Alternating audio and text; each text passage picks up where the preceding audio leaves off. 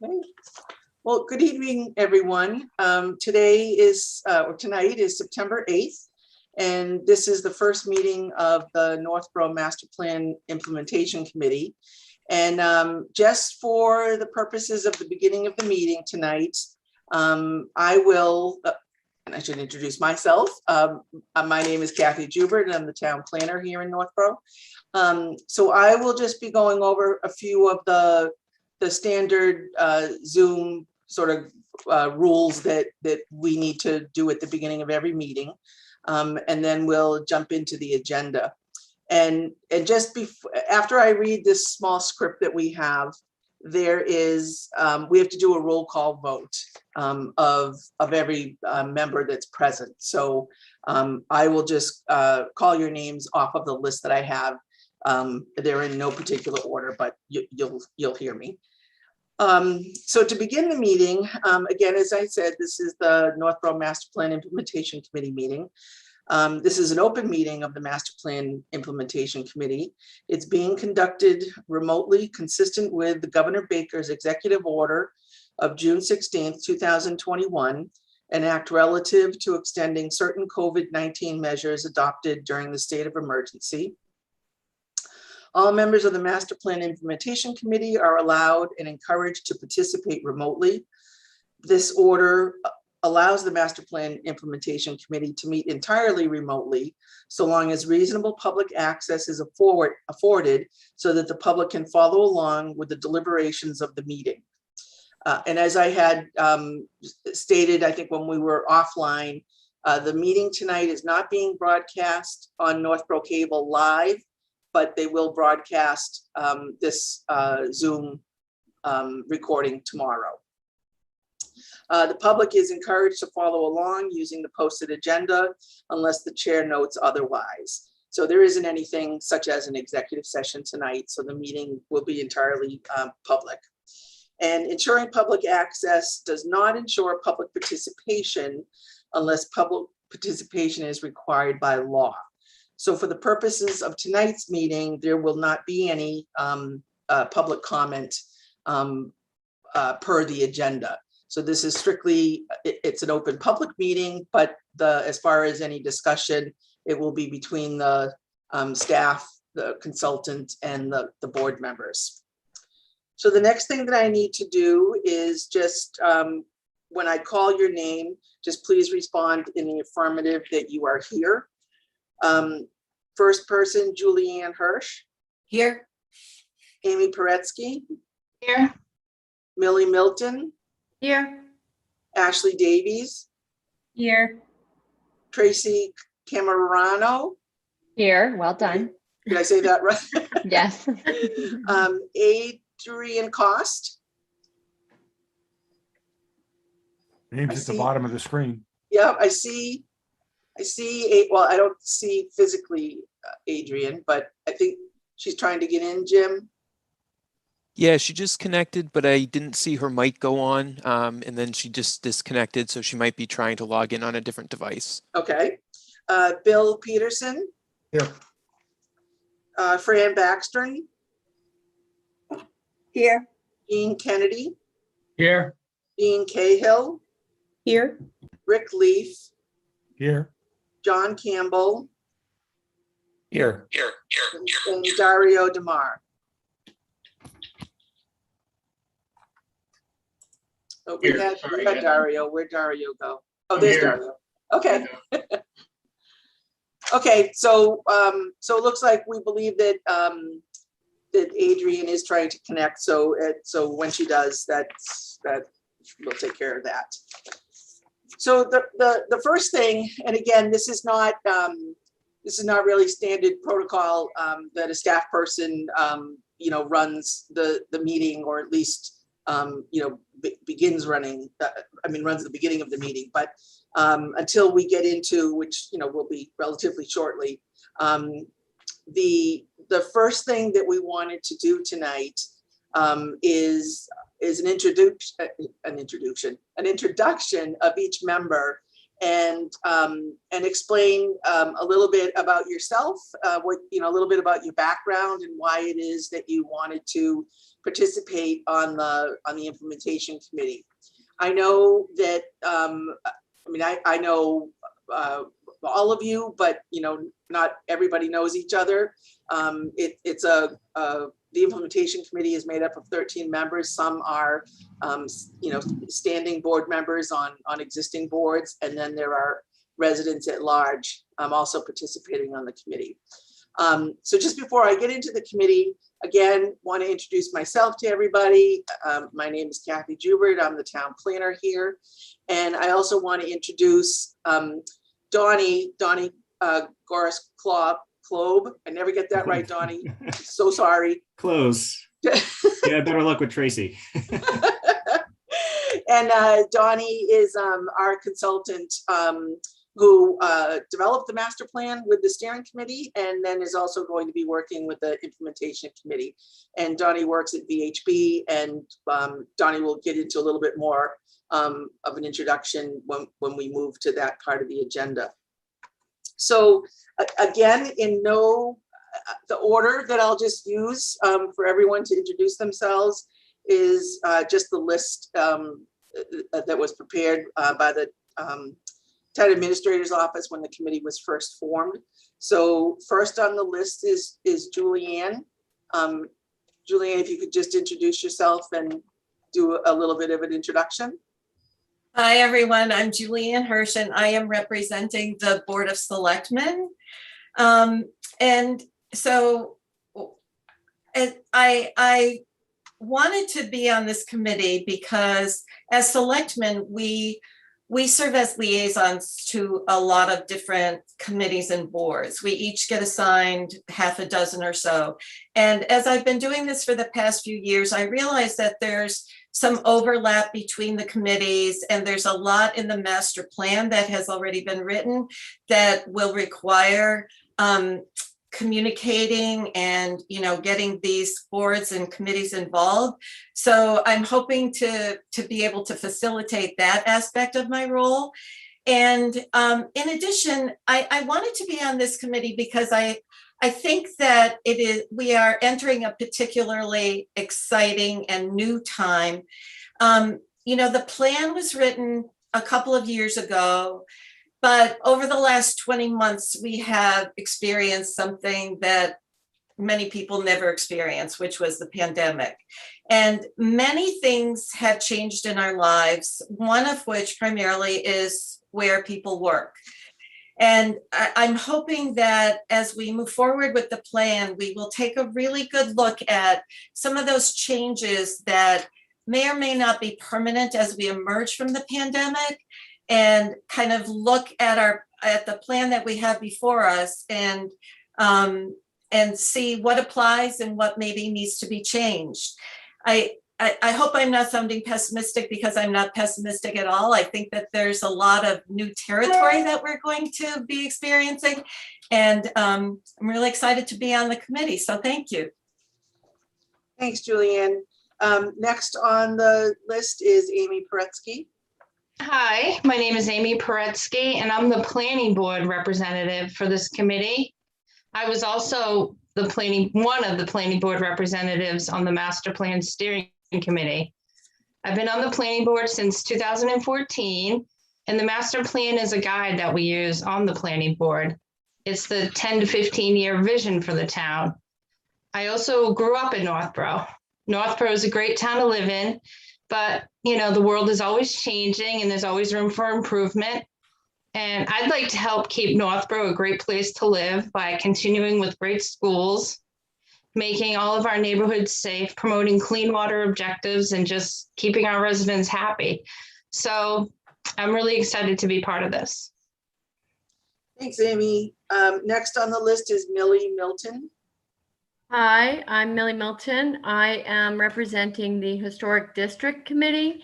I began to get involved with things going on in the town when my kids got older. I've lived in town for 30 years. And I thought that one of the best ways to get involved was to go through the historic district. I have a historic house. I have a business in a historic house. And I felt that, it was a good opportunity to become involved. I'm also on the planning board, but I'm a member of the Historic District Committee representative. And one of the things that we're working on is the Historic Preservation Plan.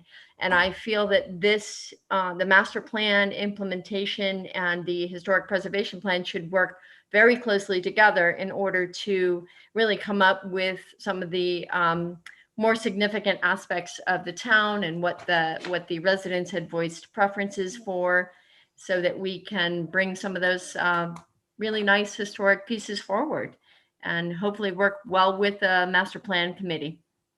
Right, thanks, Millie. Mhm. Ashley Davies. Hi, Ashley Davies, representing the Open Space Committee.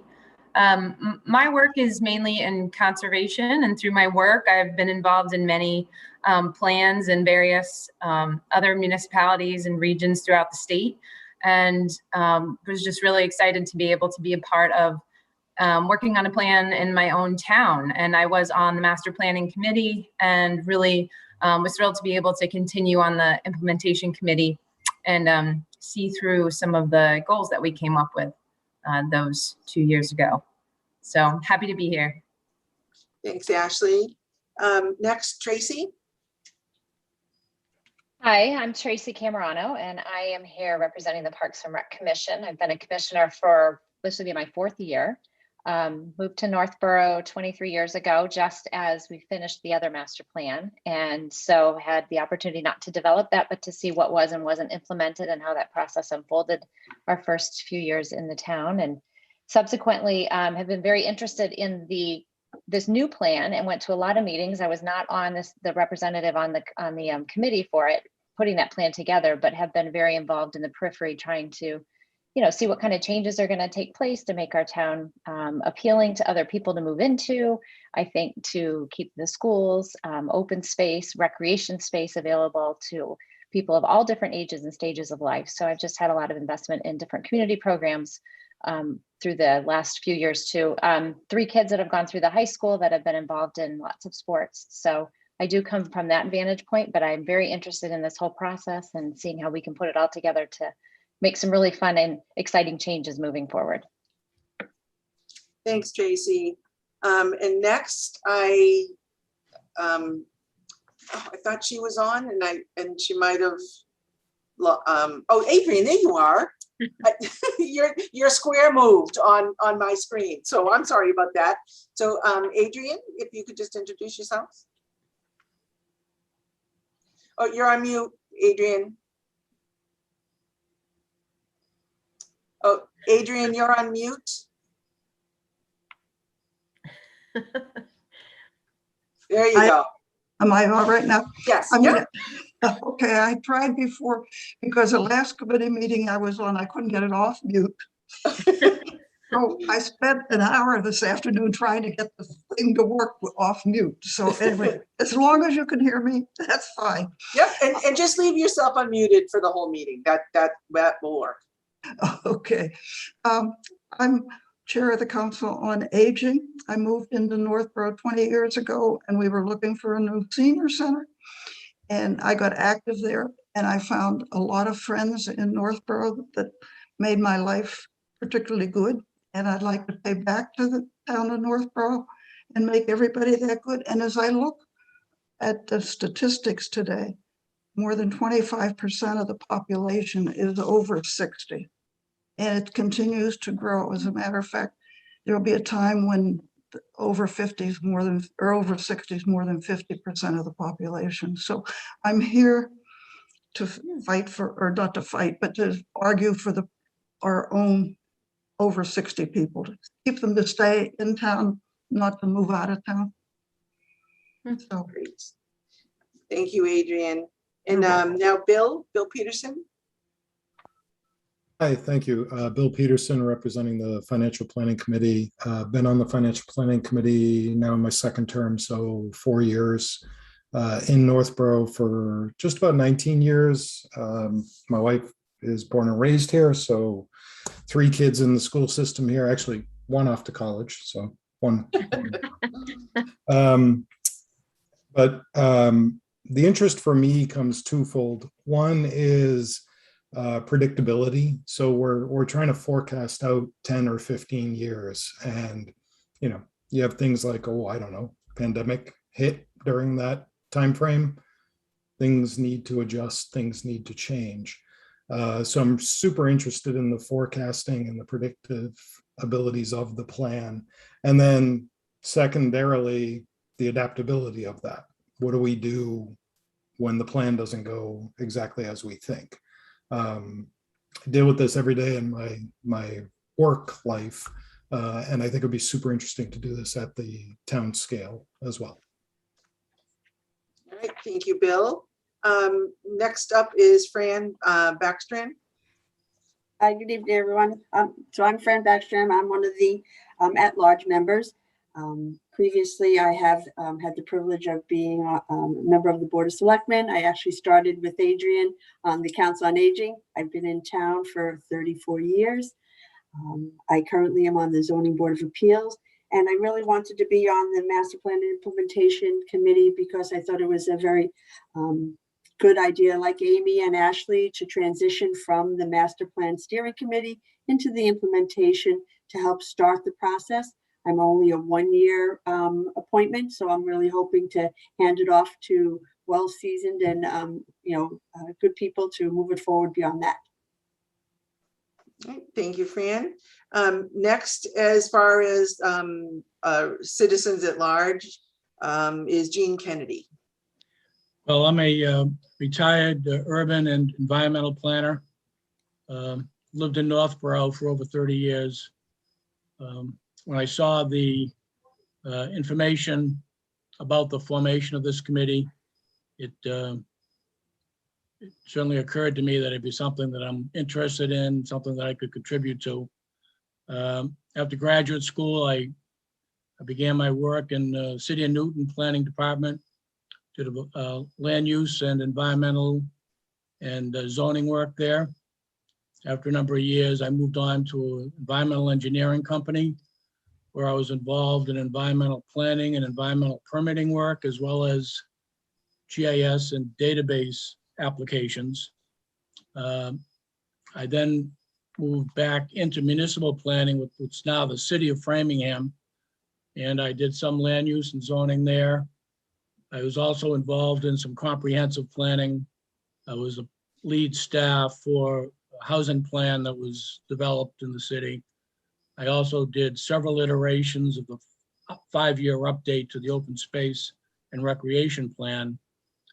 And also part of my work included a lot of grantsmanship, identifying federal and state funding sources for projects that would be of help to the city.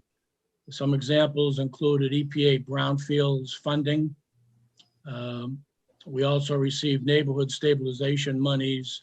I set up a joint program with the Framingham Housing Authority to acquire and renovate foreclosed properties. This is in the 2007-2010 timeframe.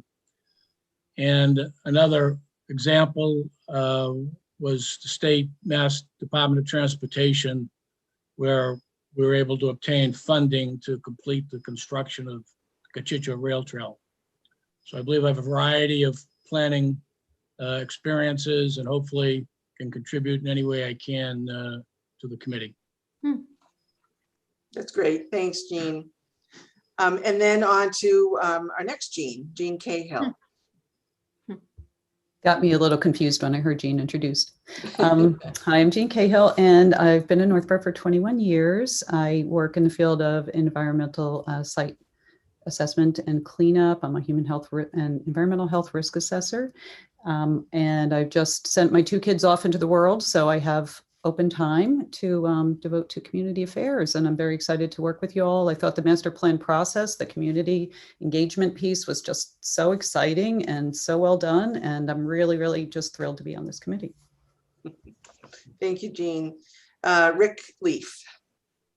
Hi, everybody. I'm Rick Leaf. I've been in town since 1984, raised my family here, and made a lot of good friends in town and seen a lot of wonderful change and things happen in Northborough since I've been a resident here.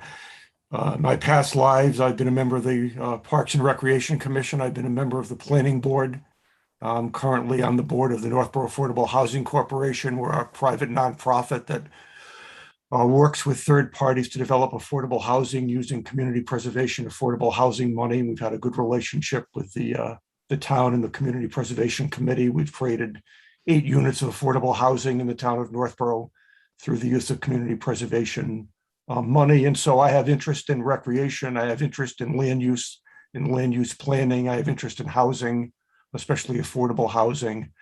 And I think a lot of these things all come together in the master plan. I was on the steering committee, and like Fran, I'm really interested in making sure this continues to move forward and that some of the things that we've talked about become realities here in the town of Northborough. I think we have a good group of people on this committee with a lot of different perspectives, and I think will be very helpful to the town to help guide the town through what we should do and how we should do it. I'm also pleased to see we've got representation from financial planning on the committee, because these things are going to cost money, and how we decide what to spend and when to spend and how to put this out into future financial planning for the town, I think is going to become very important, because eventually what gets done will be a function of what we can spend and how we can spend it.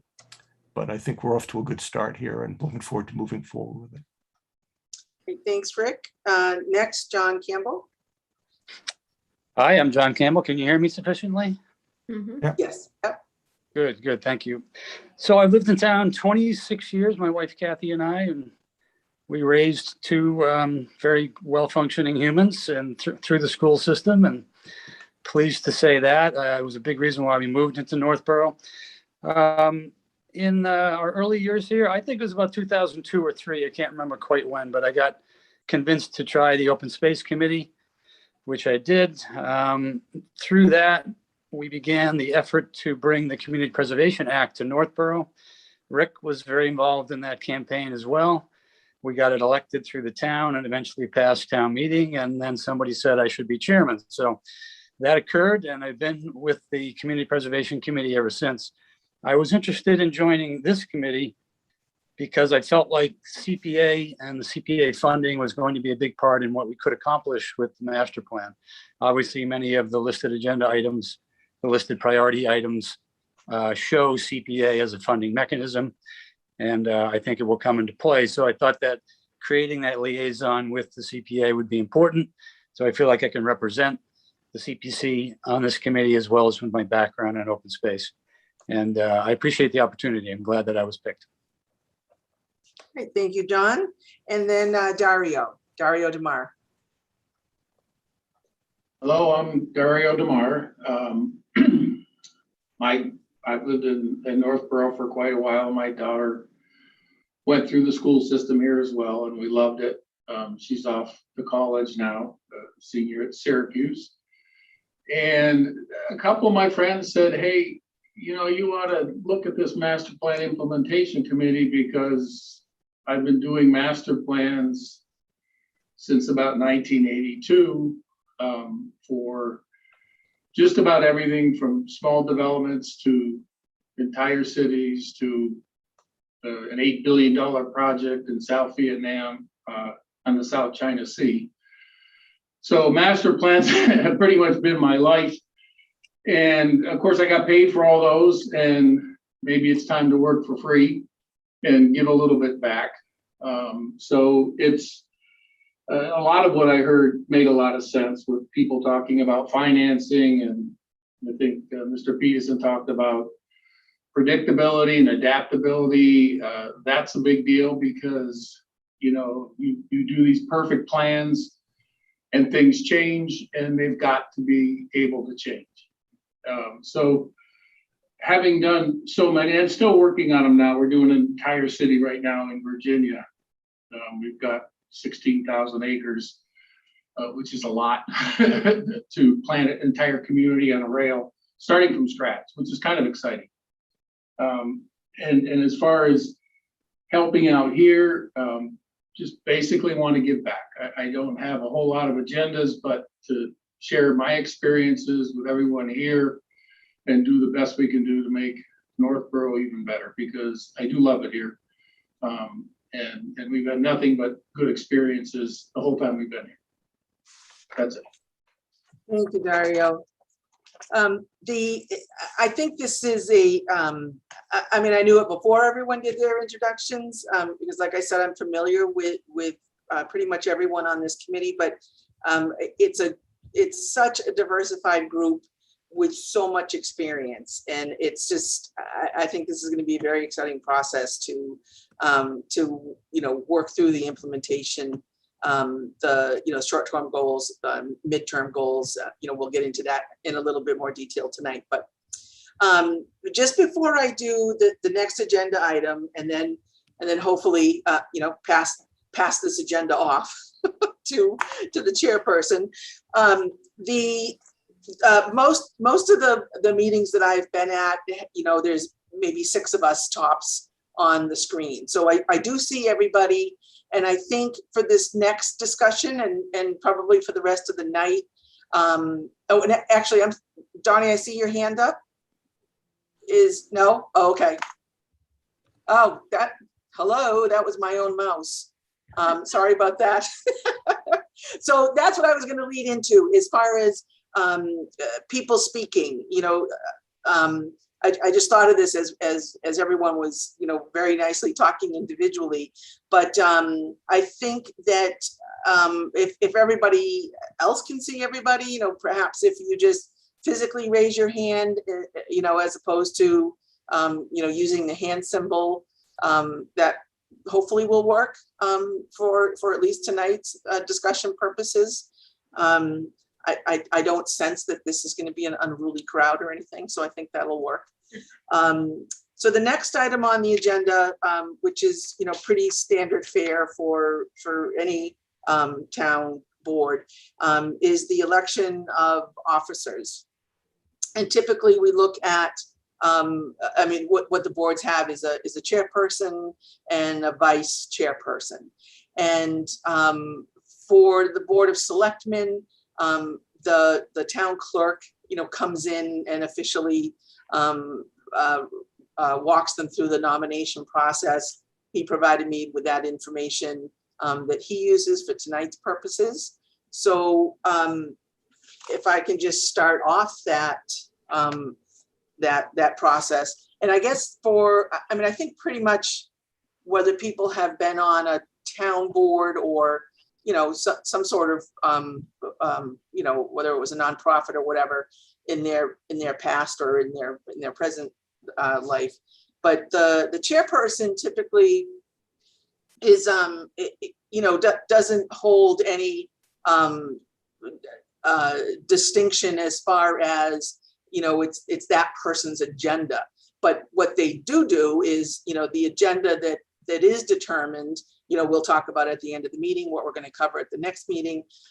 So primarily the purpose of the chairperson is to facilitate the meeting, to do that introductory work that I did in the beginning, just as far as with the Zoom meetings. I think most everyone's familiar with that, but the chairperson takes care of that. The chairperson will review the agenda with the staff, which will be myself. Actually, myself and Donnie will kind of form the agenda based on input from the committee, and then the chairperson just runs the meeting, just moves the committee through the agenda. And then in the event that the chairperson is not able to attend the meeting, that's why we would have a vice chairperson also.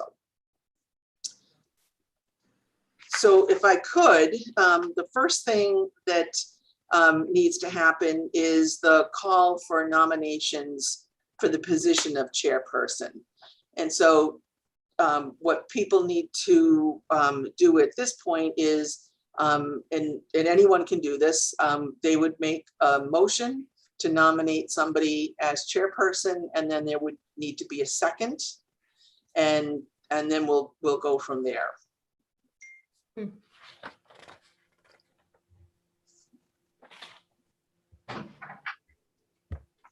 Sure, Jean. I'm sorry, because we haven't met before, it's kind of hard to kind of know each other and kind of sense who would be the natural chair of the committee. I'm wondering, could we vote on this at a later meeting, or is this really something that is necessarily our upfront piece of business? I didn't hear the last part. I'm sorry, Jean. Is it necessarily the upfront piece of business that we do this tonight? Well, I'll just give you my experience. I don't know if anyone else has any, wants to offer any comments, but I just know based on my experience, it's typically been, I mean, most of the boards that I staff are standing boards. So it's it's either a board that's elected or it's a board that's appointed by the Board of Selectmen. So there's continually, members and new members, and it is typically done at the first meeting of such, like when we did the Master Plan Steering Committee, we took care of that as business at the beginning of the meeting, so that, moving forward, the chair would be running the meetings. That's my experience. Dario? You're on mute. Since I've never done this, it may be a stupid question, but if there's people that want to be the chair, can they like raise their hand? Because if we nominate someone and they don't want to be chair, I don't know if that's craziness, but if there's 3 or 4 people or whatever that want to be, they could say, I'd like to be chair, and then maybe someone can nominate, or is that completely on a different planet? Because I've never done this before. No, I don't think that's unreasonable. That probably might be helpful. Amy? I was going to nominate Ashley if you wanted to do it, just because you were on the master plan before. It's up to you, though. I was going to nominate Jean, but Up to you, unless Jean. I mean, I was just going to say, just because this is all new, to understand enough about the role makes it a little bit tricky, because I think until we hear the presentation and get more of a sense of how this committee will operate and where our responsibilities begin and end relative to other committees in town. And I guess I just still feel a little bit unsure of our first order of business and kind of where we're going to move with our agenda from this point. Fran? I think it's interesting. Because obviously any board I've ever been on there, you establish a chair to facilitate the meeting. But because there is a diverse group, and what if we started with the consultant telling us where we're going? And maybe we do it at the end of even this meeting, because that's not a heavy lift, I think, for you and Donnie to take on, right? Tell us where we're going. Maybe that will either get somebody to raise their hand that they want to be nominated, or have people sit on their hands because they don't want to be nominated. Okay, yeah, Rick? Yeah, I think we could do that. If anybody's interested, I would have an interest in being chairman if people are interested in having me fill that role. I've done this for the planning board. I've done this for other committees. I was the vice chairman of the steering committee, and I'd be more than happy to be the chairman of this committee if people were so inclined to want me to do it. So I'll put my name out there, at least have one person that's at least showing an interest in doing the work. Bill? Yeah, I'm going to challenge Rick. No, I'm kidding. I was going to say that because on the financial planning committee, I'd be willing to be vice to kind of back that up if folks are interested in that. But I do like the idea of hearing the presentation and then circling back if we can do that as well. Okay, well, if people are comfortable with that, we can certainly hold off on that till the end of the meeting. At the end of the meeting too, we'll be talking about, setting up a schedule so that, people can certainly anticipate when we're going to be meeting again. Everyone can put that into their schedules. So, all right, so we can just table that till after we get through the pretty much the core of the meeting, which which we'll jump into now. And just before I actually turn it over to Donnie, I just wanted to provide, some of this will be old news to those of you that served on the steering committee, but I just wanted to give a brief overview for everybody, and very brief overview of where, you know, how we got to this point with the implementation committee. So the master plan started, well, it was about an 18-month process, and it started maybe about 2.5 years ago. And we ultimately ended up with the planning board adopting the master plan in March of 2020. And then, you know, COVID hit, and now here we are.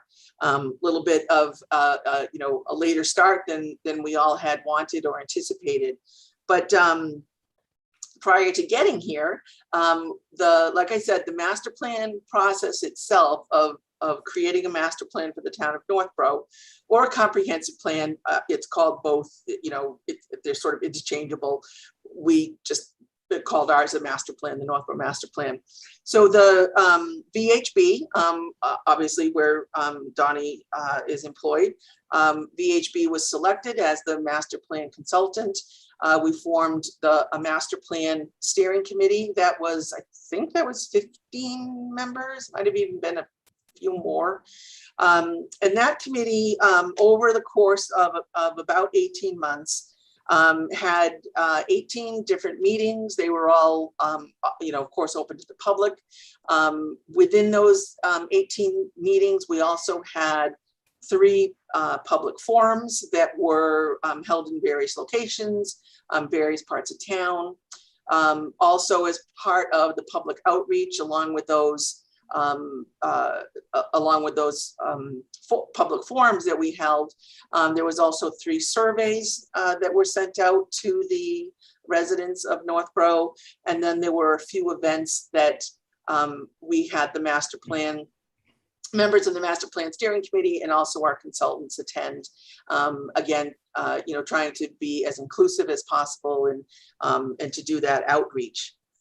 The master plan itself is a document that is outlined in what's known as the Zoning Act in Massachusetts, and it's in Massachusetts General Law, Chapter 40A, and that gives the planning board the authority to create a master plan for the community. And like I said, the planning board then ultimately adopted this master plan in March of 2020. The chapters in the master plan, and hopefully the links that I sent out worked for everybody. You all received the electronically, you know, a link to the entire document, and then a link to specifically the implementation chapter, which obviously we're going to be most involved with. But the 7 chapters of the master plan covered various areas, including there's a chapter on land use and development, a chapter on housing, economic development, open space and recreation. Another chapter which has a lengthy title, but basically it's looking at the historic aspects of the town and preservation. It's called Natural, Cultural, and Historic Resources. We also have a transportation and circulation chapter and a public facilities and services chapter. And then ultimately, through that process, we then, you know, concluded with the implementation chapter, or what we are now referring to as the implementation plan. So each one of the chapters follows the process as you go through it. If you haven't read the master plan yet, it's not 600 pages that you know, like a tax code that you're going to fall asleep with. I think it's a very dynamic piece of work, and each chapter follows key findings were made about the town, again through the steering committee, through the surveys, through the public outreach that we did. So there's key findings, there's baseline, in each one of the chapters is a baseline conditions analysis. And then there is a section on goals and a section on recommendations as far as how to, achieve those goals or carry out those goals for the community. And then the implementation chapter itself is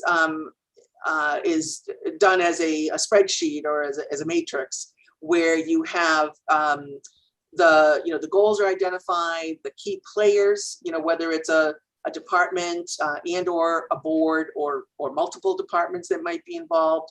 Then you've got a category as far as supporting characters who would assist with the implementation of that goal. And then there's a couple columns on cost and the range of the cost to how to the cost to carry out that goal. And then also there is and again, this is what we kept stressing with the steering committee, is that the goals are not put in any particular order. That's something, and Donnie's going to get into this, but that's something that's key to this committee as far as prioritizing those goals. But what is in the master plan to assist you is, they're broken down into ongoing goals. How do we sort of, keep not reinventing ourselves, but I mean, things that we should be doing on an ongoing basis. And then short term, midterm, and then there's a couple, I think really it's probably 2 or 3, if I remember correctly, long-term goals. So that's the process that ultimately, developed, that we use to develop the master plan. So I'm going to turn it over to Donnie, and Donnie actually is going to give us a little bit of an introduction to himself. After 2 years, tell me again how to pronounce his last name, and then we'll go through the particular items in the agenda.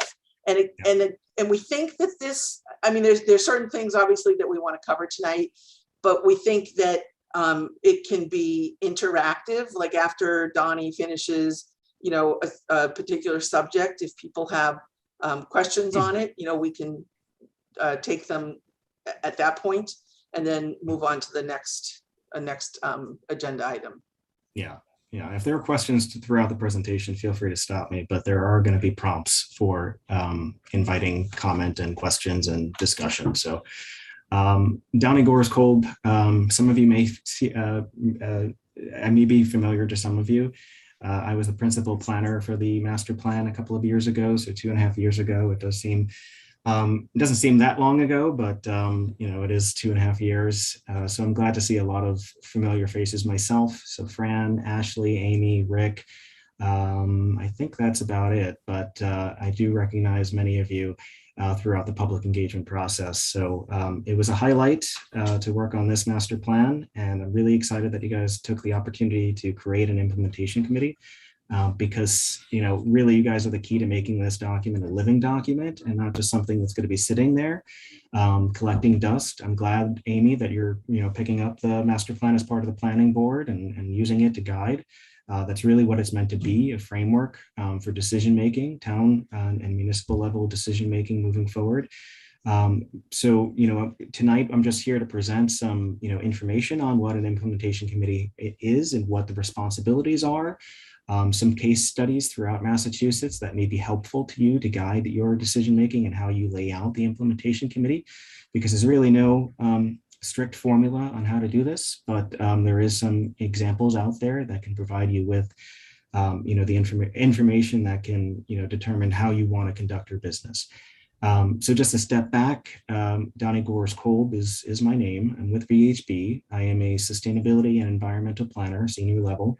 Again, I was a principal planner for the master plan, and a lot of the work that Eugene mentioned, or Gene, is very familiar to me. So I'm, to that point, and across the board, I'm very excited to see the level of experience and expertise that's being brought to this, because I think that's going to be important. Given the different levels of detail and some of the goals and the actions, and given the diversity of those goals and actions, knowing that there are representatives from open space, from historical, from planning, all of that's going to be key to, for this process and this committee moving forward. So if I may just start to share my screen, I do have an agenda. So we've already gone over the first two bullets. The third bullet is my presentation. What I did want to go over is just a brief overview of what my role is going to be in this particular process. I want to introduce you to the tracking tool that we've developed in support of your work. I wanted to give you, and through that, the use of that tool, I want to give you a sense of the high priority and short-term actions and some of the high priority and short-term actions, because there was the priority setting and then there was the time frame, and often is the case that they're not the same. So you may have something that's really important for the community to implement, but it's just not feasible to do it in the short term. Either funding is not available or it takes longer to plan out and make sure that you're doing and carrying it out in an efficient and thoughtful manner. And then lastly, for this presentation is the presentation of the case studies. So again, just giving you a sense of what other communities are doing and how you might learn from those communities in developing the logistics for this implementation committee. So Kathy already sort of went into some of the background, but I did want to just highlight the vision statement, because the vision statement is the high level, guiding, principle, if I may, that drove and guided the development of the goals and the related actions of those goals. So the vision statement, Northborough, a New England town incorporated in 1766, envisions a future where residents and visitors are drawn to a thriving downtown that provides walkability and connectivity between open spaces, gathering places, commercial activity, and neighborhoods, where Northborough's open spaces, natural features, recreational amenities, and historic sites are preserved and integrated into the community to welcome, educate, and inspire, where a well-balanced housing stock supports longstanding residents and new arrivals alike, where increased economic activity is given an appropriate place to grow and support our community and residents, and where future environmental and fiscal changes are given consideration in planning for a more sustainable and resilient community. So again, that was the statement that was developed as part of public meeting number 1 for the master plan process. And that statement guided the rest of the work that the steering committee did and that we undertook as under their guidance. So VHB's role. So really to bring the vision statement and master plan to life, we will assist the implementation committee with a couple of items. Advising on logistics. So we're going over that a little bit tonight, and we can continue that in the next couple of meetings. Providing tools to support the launch and continuous monitoring of the master plan implementation. So the tools that keep you on track and keep the town accountable is going to be integral to this process. So I'll present that matrix that we've converted from the implementation matrix in the master plan into a workable, usable Excel document with some additional columns that will allow you to continuously monitor the progress that you are making and that the town departments, committees, and boards are also making. Thirdly, supporting the planning and facilitation of the implementation committee's initial meetings. So VHB and I am not here permanently. We're really only here to help you kick off this process. So I think that, we're scoped for about 5 meetings, but it may be more than that, whatever is really necessary.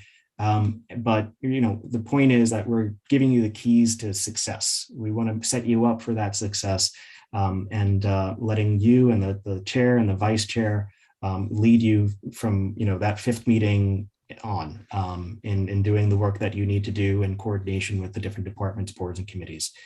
And lastly, supporting the implementation of early actions through research, case studies, and the like as needed. So, I mentioned that we have some high priority actions, we have some short-term actions.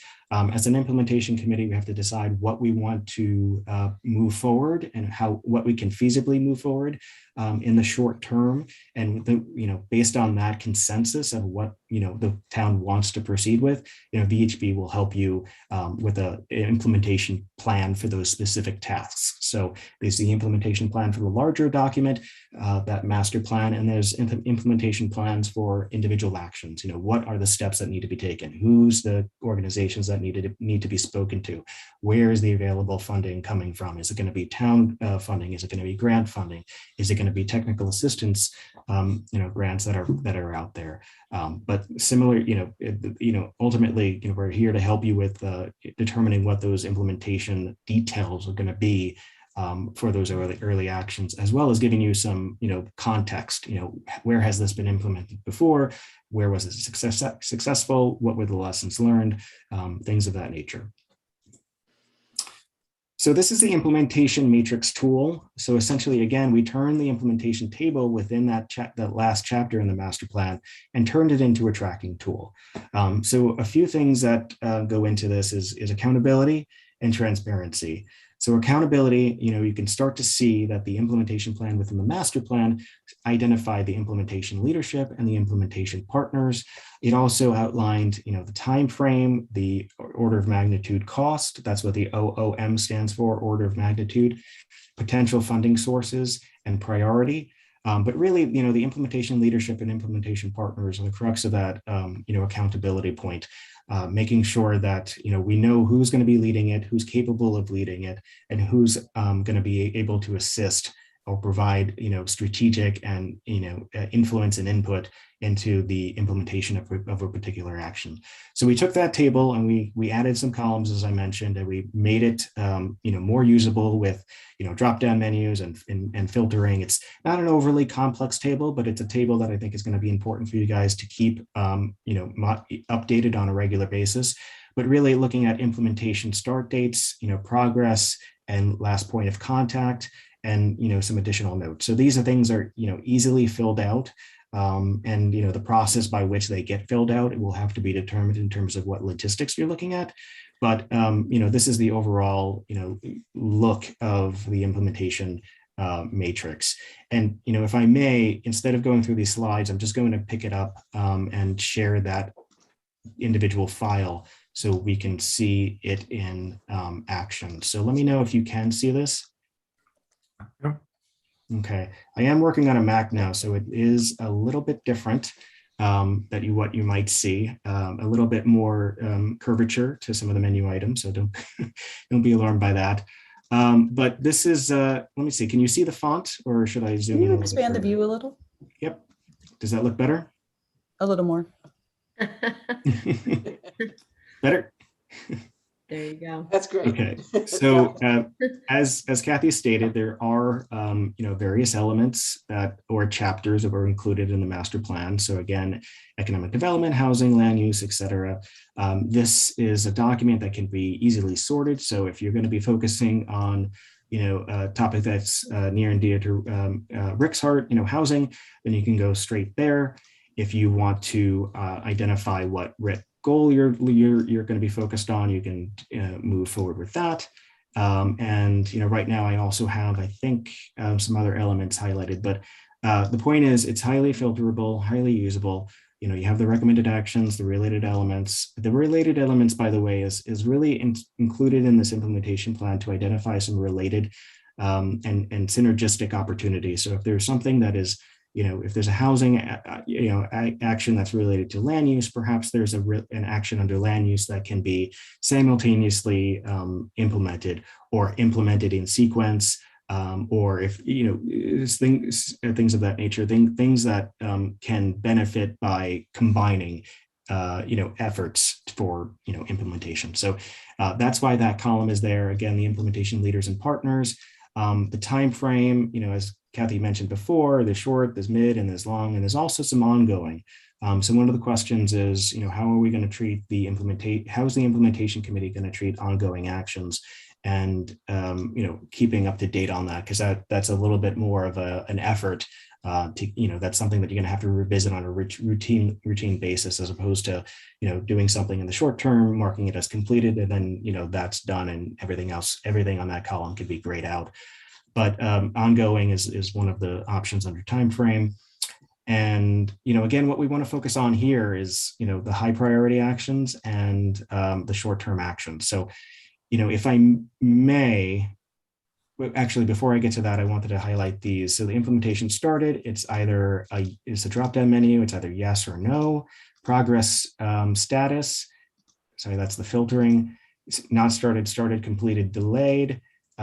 Last date of contact, so who contacted and when, and then some notes that you are able to insert as well. So really, this is what you're going to be using moving forward.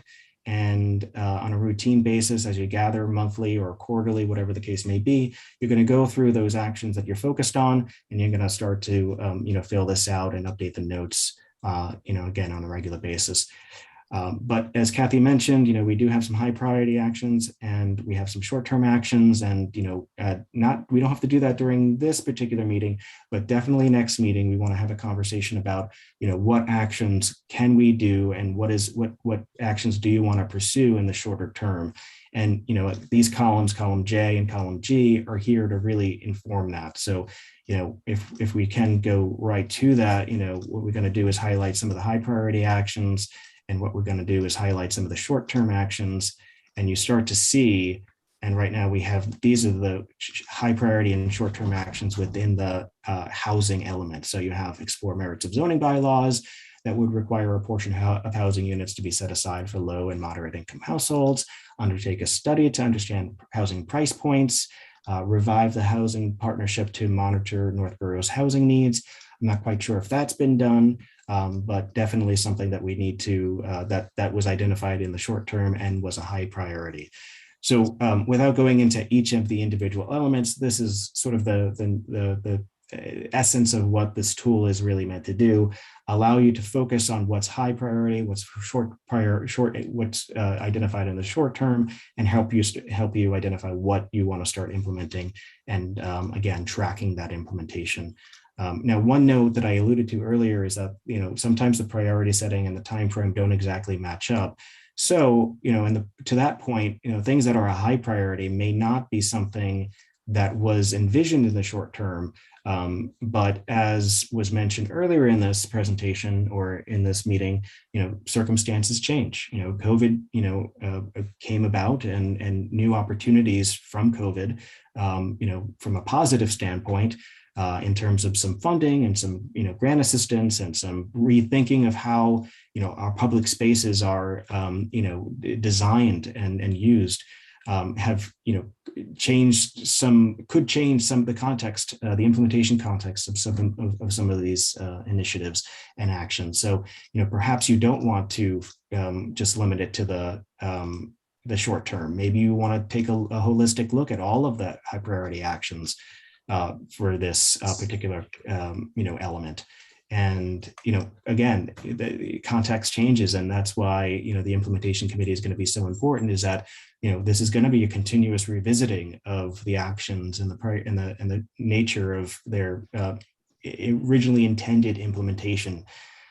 So with that end, to that point, I just want to open it up for discussion. Just anybody that wants to provide any comment or thoughts on the tool itself, or high-level comments about priorities and timeframes, anything that anything that this presentation thus far has provoked.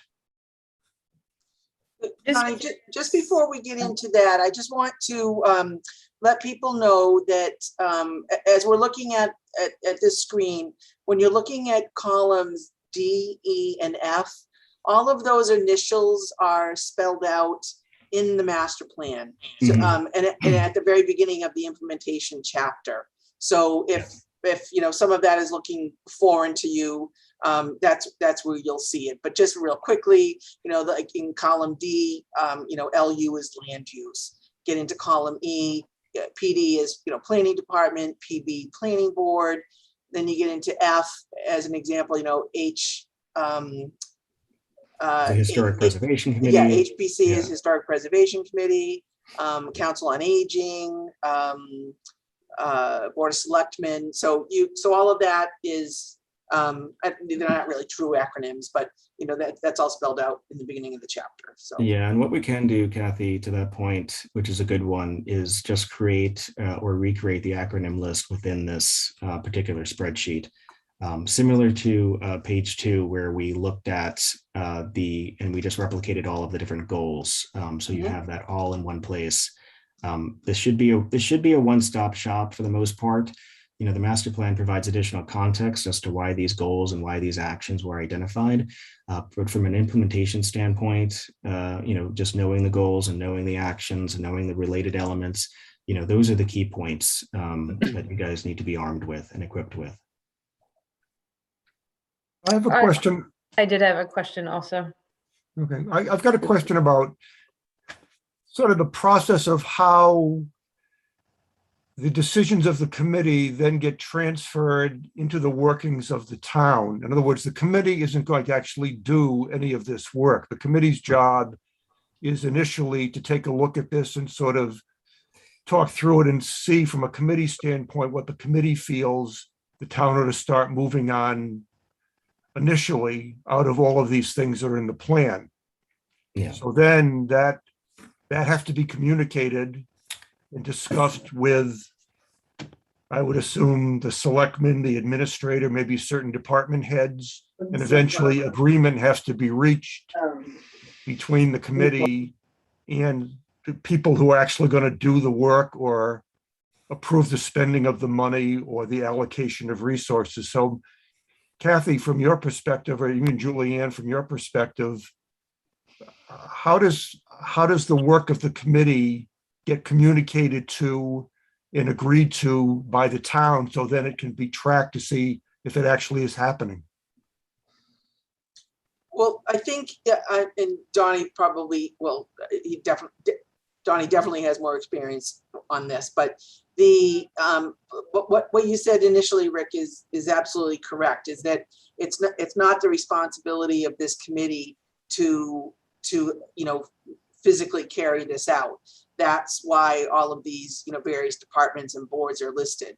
So once the committee has, and again, this committee is an ongoing committee, but once this committee has first begun to establish, and we'll talk about this probably in more detail at our second meeting, but once the committee establishes what the top 3 goals are, or the top 5 goals, we'll need to take a look at if by chance all say we pick 3, if all 3 of those are for the Department of Public Works. I'll just use that as an example. And Scott's probably having a heart attack now, but if say the 3 top goals that the implementation committee decides upon all fall to one department, well, we're not going to be able to do that because no one department is going to be able to take on more than probably one goal at a time in order to see it through. So again, that's something that the committee is going to have to discuss and figure out, and so that those goals are realistically spread amongst departments and other boards. But as far as how that's communicated, I think that and this is where Donnie may have some more insight more than I do, but I think it's a matter of this committee, either I'm actually not sure whether it's that we communicate that to the town administrator and or the town administrator and the Board of Selectmen, and then it gets filtered to each of the departments, that the town administrator then says, okay, this is the number 1 priority. From the implementation committee, it involves the planning department, the DPW, and historic committee. And so those 3 groups would then end up meeting on their own and determining how they were going to carry out that goal. That's your understanding, Donnie, or? It could be. What I've also seen is that the implementation committee has direct relationships with the boards and committees and the departments, so that in a couple of the slides that I have toward the end of the presentation, you'll see that some communities have and establish liaisons to some of these groups, and that those liaisons meet at select meetings of the departments, the boards, the committees, what have you, and work directly with them to make sure that They have the implementation leadership has the tools necessary to implement the action that they support. The role of some of the role of the implementation committee is not to directly do the work, but to support the work. So if there's tangential actions or supporting actions that the implementation committee is willing to take on, then they do those actions and they work directly with the departments. That's not a requirement, but some communities have done that. But bottom line, and at minimum, they either work with the town administration and that gets funneled down, and then they get updates directly from the department, or they work directly with the departments in support of those actions.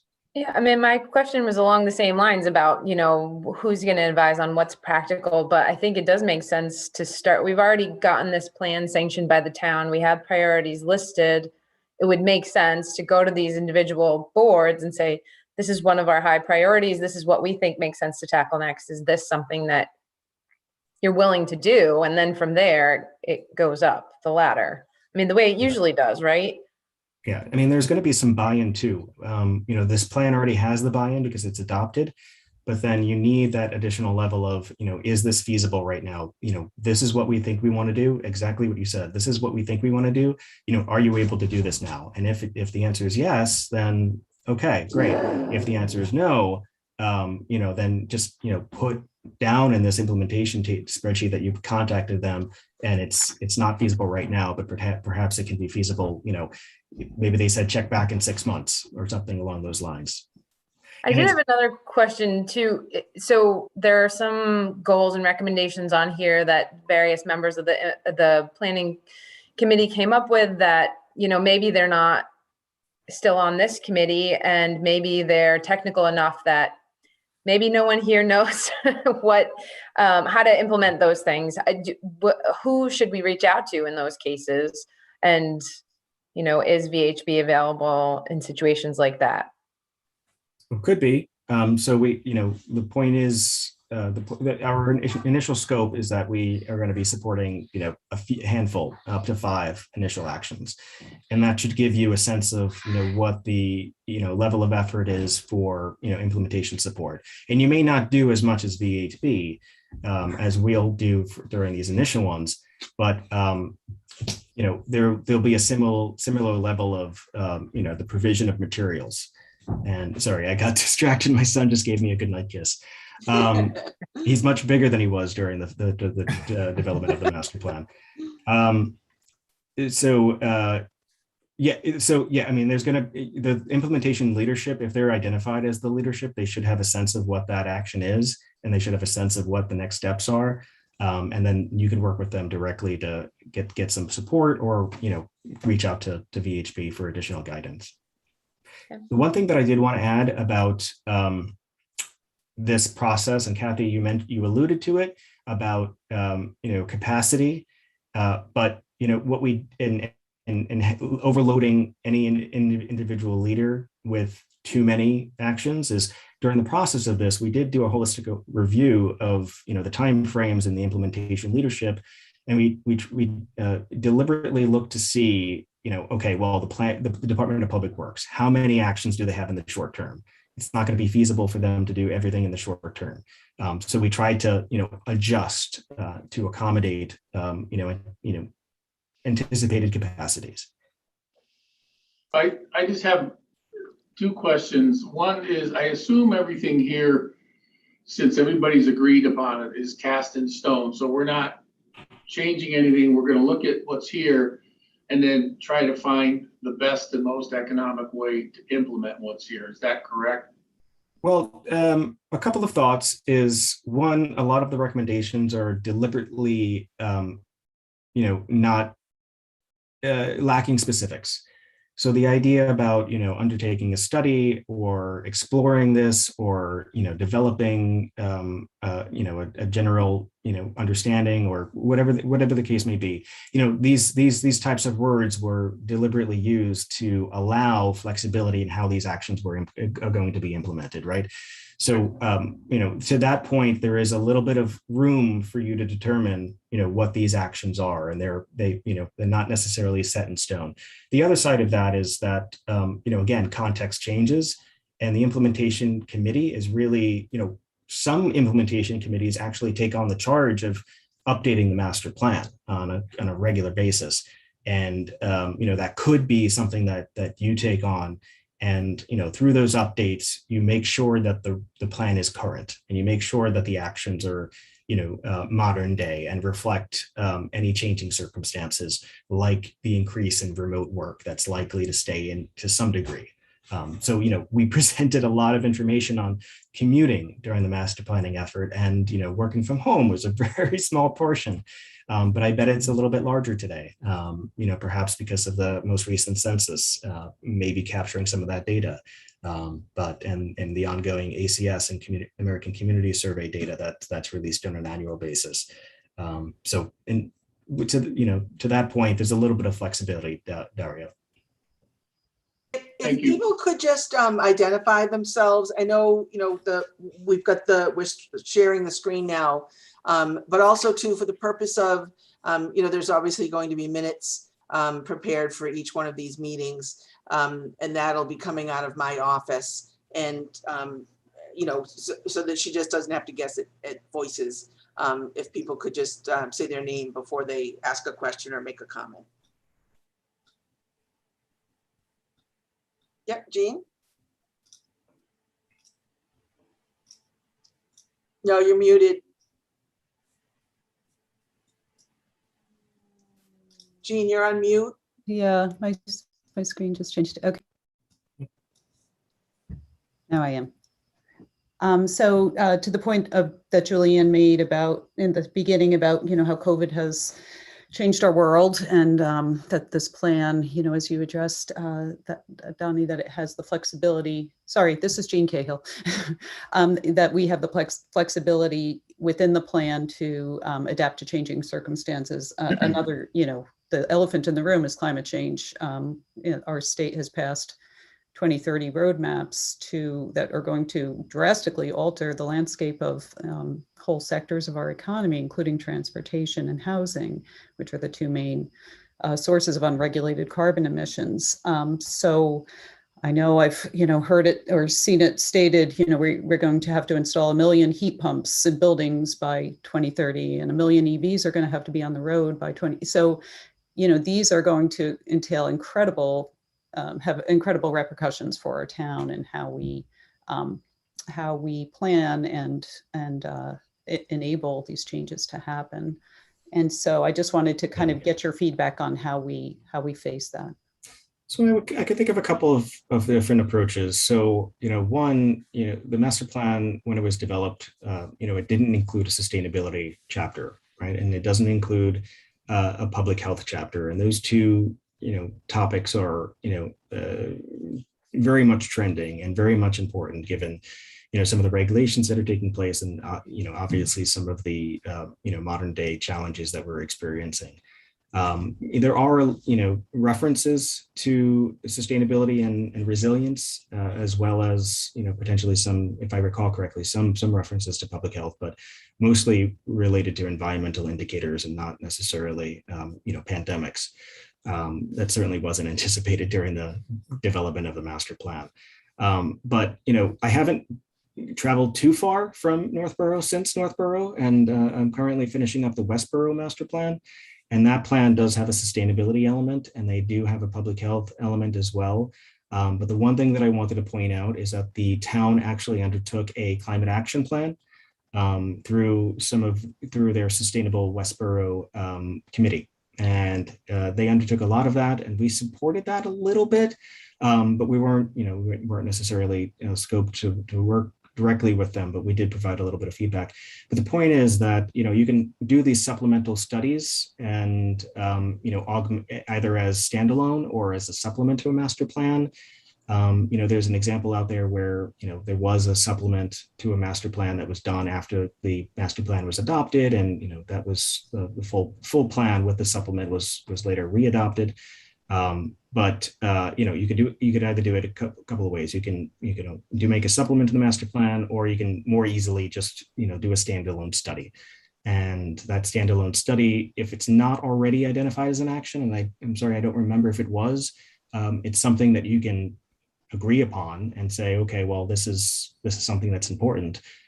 This is something that was not, really talked about during the process of developing master plan. So let's have that conversation and let's identify it as an action. Let's add it to the master plan. So a climate action plan would be something that you might want to take a look at. I think Julianne, I don't know if I can't see you, Julianne, so I don't know if you still have your hand up. Well, I just wanted to kind of circle back to Rick's question about how, we decide on our priorities, we decide what we want done, and then what happens. So I hate to put Bill Peterson on the spot, but my impression is that, especially for the bigger projects like water and sewer expansion, things like that, that has to be written into the capital improvement plan. And maybe, Bill, you could comment on that. Yes. Is that for a short answer? Yeah, I think so. I guess my gut reaction, Donnie, to what you showed on that spreadsheet was anything that has a dollar sign on there, the financial planning committee should be taking a look at. Mm-hmm. And I didn't see, us listed there. So I think that's kind of number one from a capital perspective. So 250 grand and above. And I know, we can kind of take a swag at that and have a fairly good idea. I think a lot of them are big ticket items. But yeah, I think, so two things strike me from this.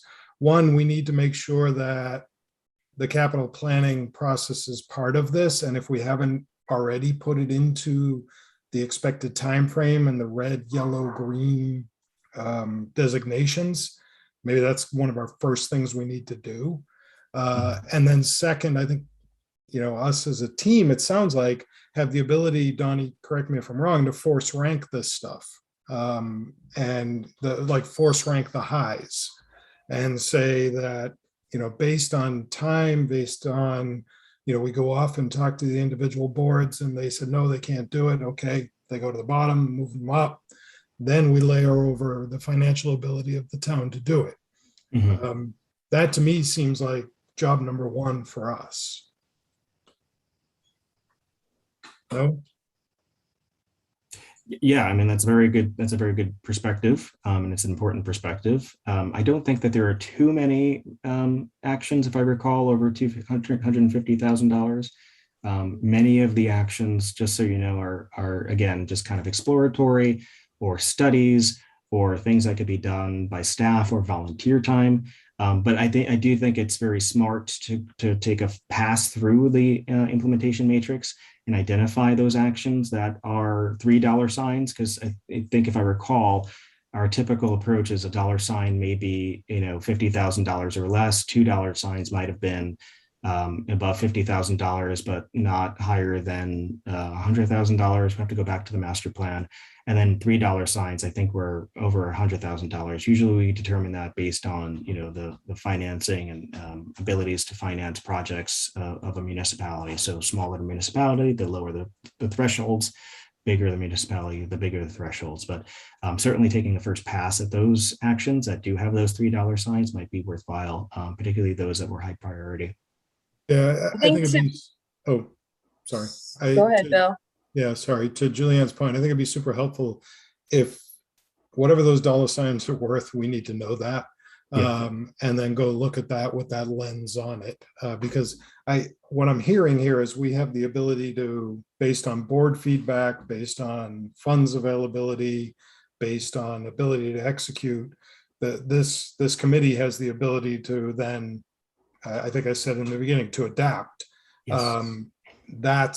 I think that's honestly, that's kind of our value add here is Yes. managing that process.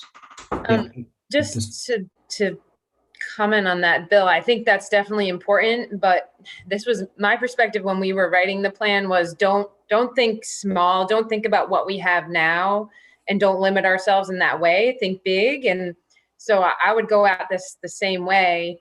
All right, what are our ultimate priorities? What do we really want for the town? And then we brainstorm, how do we fund that? Do we have that in the capital budget? No. Are there grants? And if it's really not feasible, then it goes to the bottom. But I think we should keep our minds open and have that be the last piece. Yeah, and I'm not saying it's a black and white decision. I think, yeah, or a yes or no decision. I think that's why we're all here, right? We all want to do what's best. And, I'm a big fan of like a forced ranking. It's just the way my brain works. And if we can force rank something for importance to the town and, we can pay for it. So those are good, easy wins. Let's go do that. Yeah, but low hanging fruit first. Yeah. Easy wins. But one of the roles of the implementation committee might be to explore funding opportunities, and you may want to create either a subcommittee that's dedicated to identifying funds and keeping track of the dates and of that grant applications are due, or some of the evaluation criteria that the grants utilize in terms of their decision making. Or you might want to have, the champions of, whatever action or a group of actions, be in charge of that. I tend to think that, a separate committee, because a lot of the grants have a wide range of applicability and they're not so, focused. So one grant can be applicable to multiple actions that have been identified in the plan.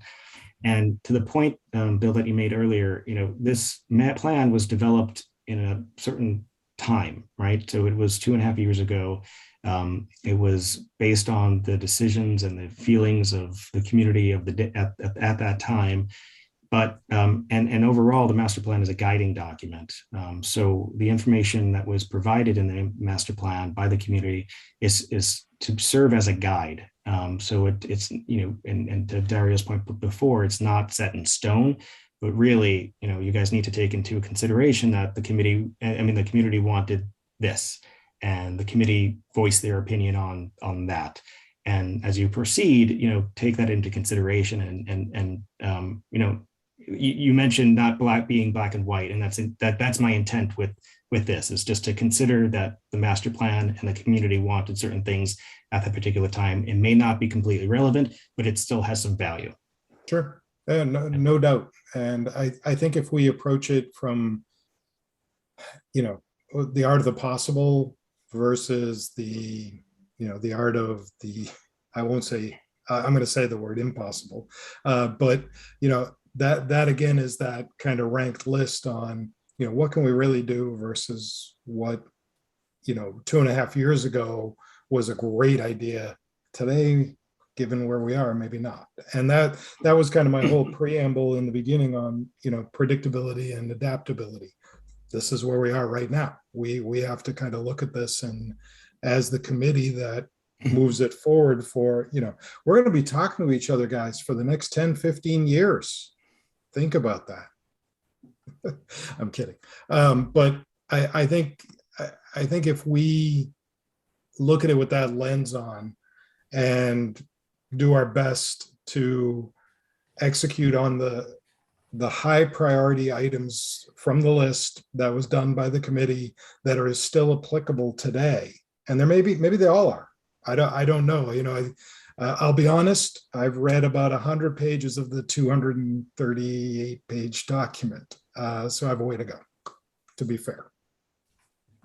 If again, I'm not seeing everybody, but if we don't have any further questions right now, maybe we can move into the case studies. Donnie's going to explain a little bit about what whether he's worked with them directly or that he's aware of how other communities have run their implementation committees. Yeah, thank you, Kathy. So, we're just going to go through a few communities, some of which we worked in, one of which I live in. But the purpose of this is to really give you a sense of how they set themselves up, and what they are doing on a regular basis. So Walpole, Massachusetts, they have that master plan implementation committee. They have their charter, they have their bylaws as a group. They've established themselves as, with the mission, steward the master plan, and ensure the elements of the master plan are properly addressed, and to ensure that the goals and objectives of the plan come to fruition through current and future town activities. So that's really, a bottom line, statement about what an implementation committee is, making sure the town is sticking to the master plan and using it as a guiding document, and ensuring that the implementation components identified through the planning process are actualized. And then, the role they've identified for themselves is to facilitate balance and coordination between the various elements of the plan. So that's a very good point. What you might want to do, and what you probably don't want to get stuck in is, focusing too much on land use, or focusing too much on housing, or focusing too much on, economic development. What the master plan is really meant to do is provide a comprehensive, set of recommendations that holistically and together, improve quality of life for the community.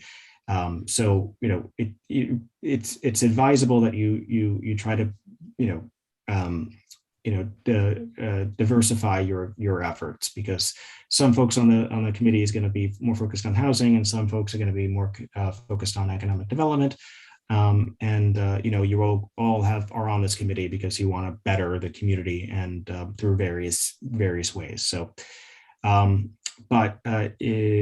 again, they're looking to meet their vision of being environmentally friendly, recreationally, and educationally, commercially well into the future. But what I wanted to point out is that they consider themselves as an advisory body, and they are functioning as a subcommittee to the planning board. So here you're an actual, you're a standalone committee. Is that correct, Kathy? Yes. Okay. All right. Yeah. And they do have a vice chair and a chair, and they have a good representation from all of the different departments. But they use a very similar task table. Again, this tool has taken a variety of forms for different communities, but really it's just how are you keeping yourselves accountable? How are you documenting your progress?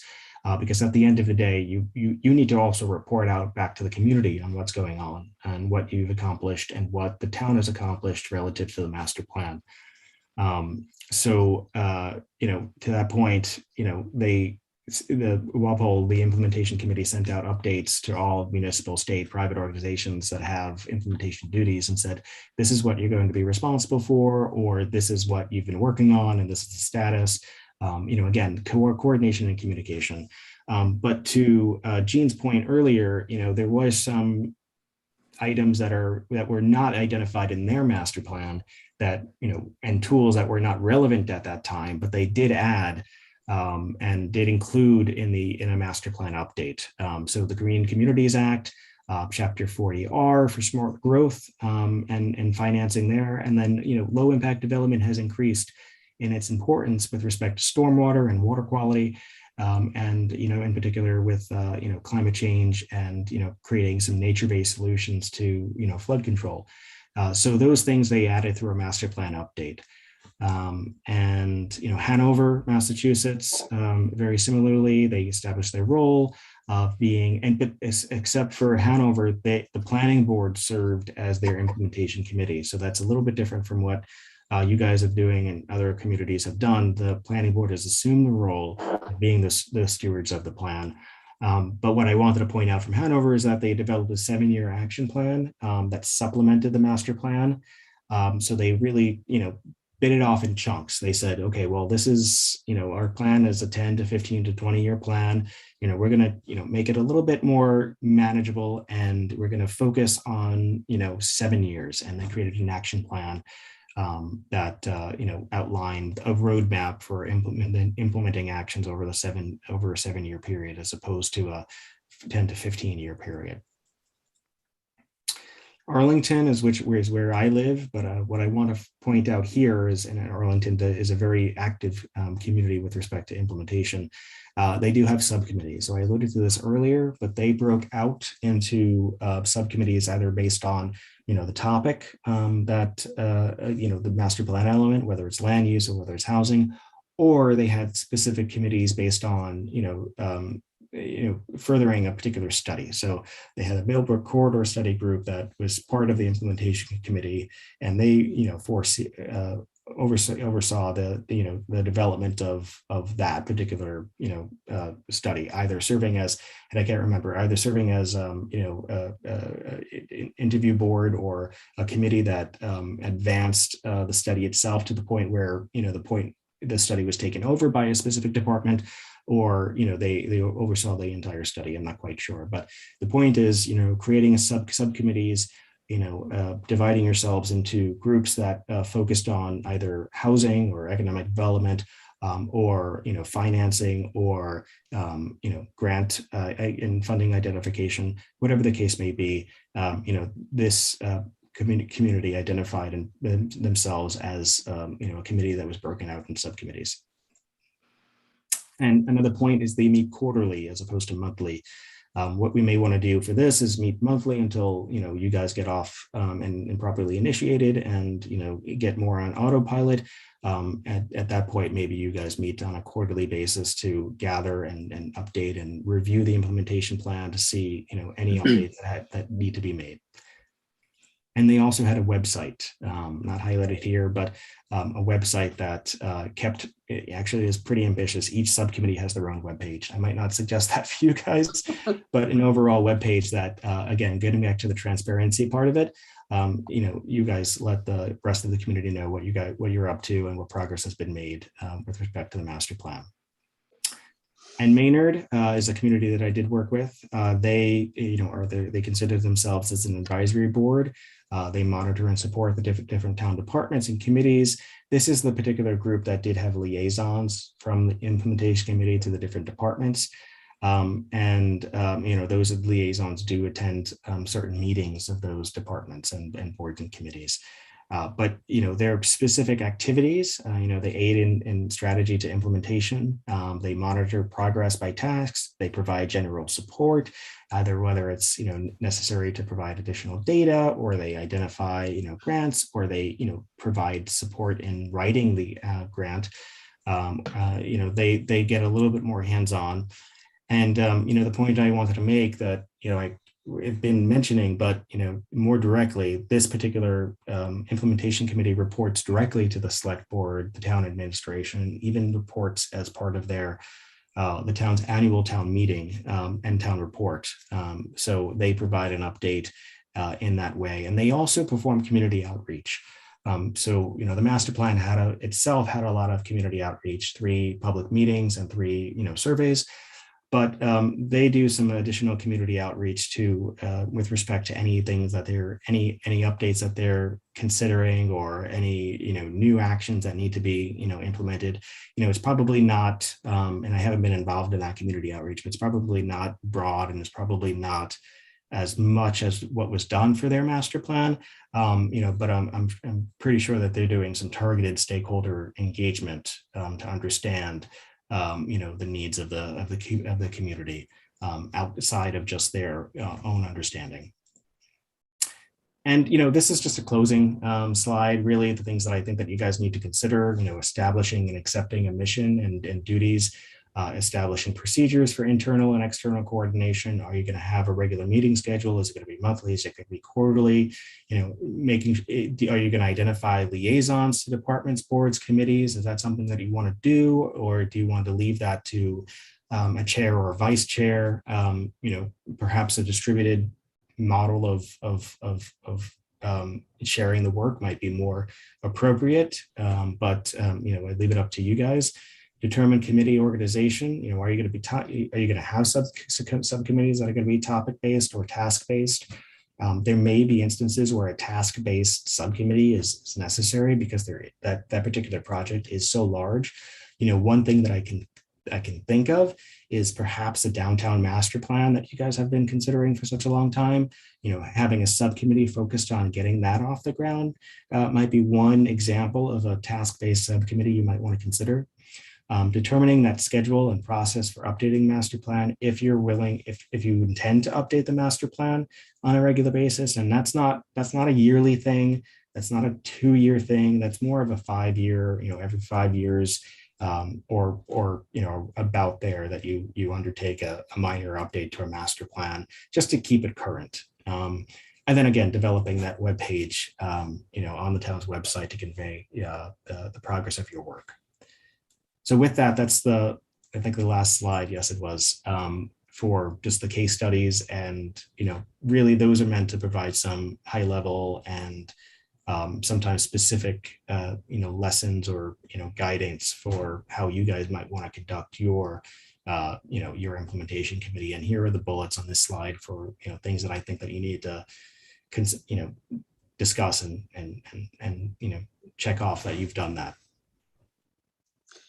And Donnie, you'll be sending me this presentation so that committee members can, okay. So we'll have that prior to your next meeting.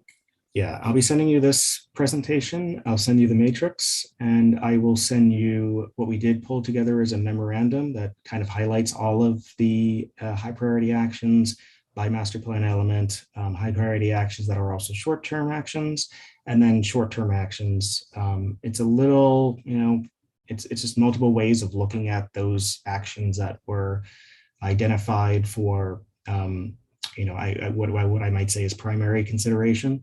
But in that memorandum, it might be easy for the committee to just have that one document that they can review to say, okay, all of this makes sense, or, this is what I want to focus on, or this is, these are my priorities, or, obviously looking back at the full master plan for the full list of actions. But, that might be helpful for the group as well, for efficiency purposes, in case you don't have time to review a 200+ page document. John, do you have your hand up? I did a while ago.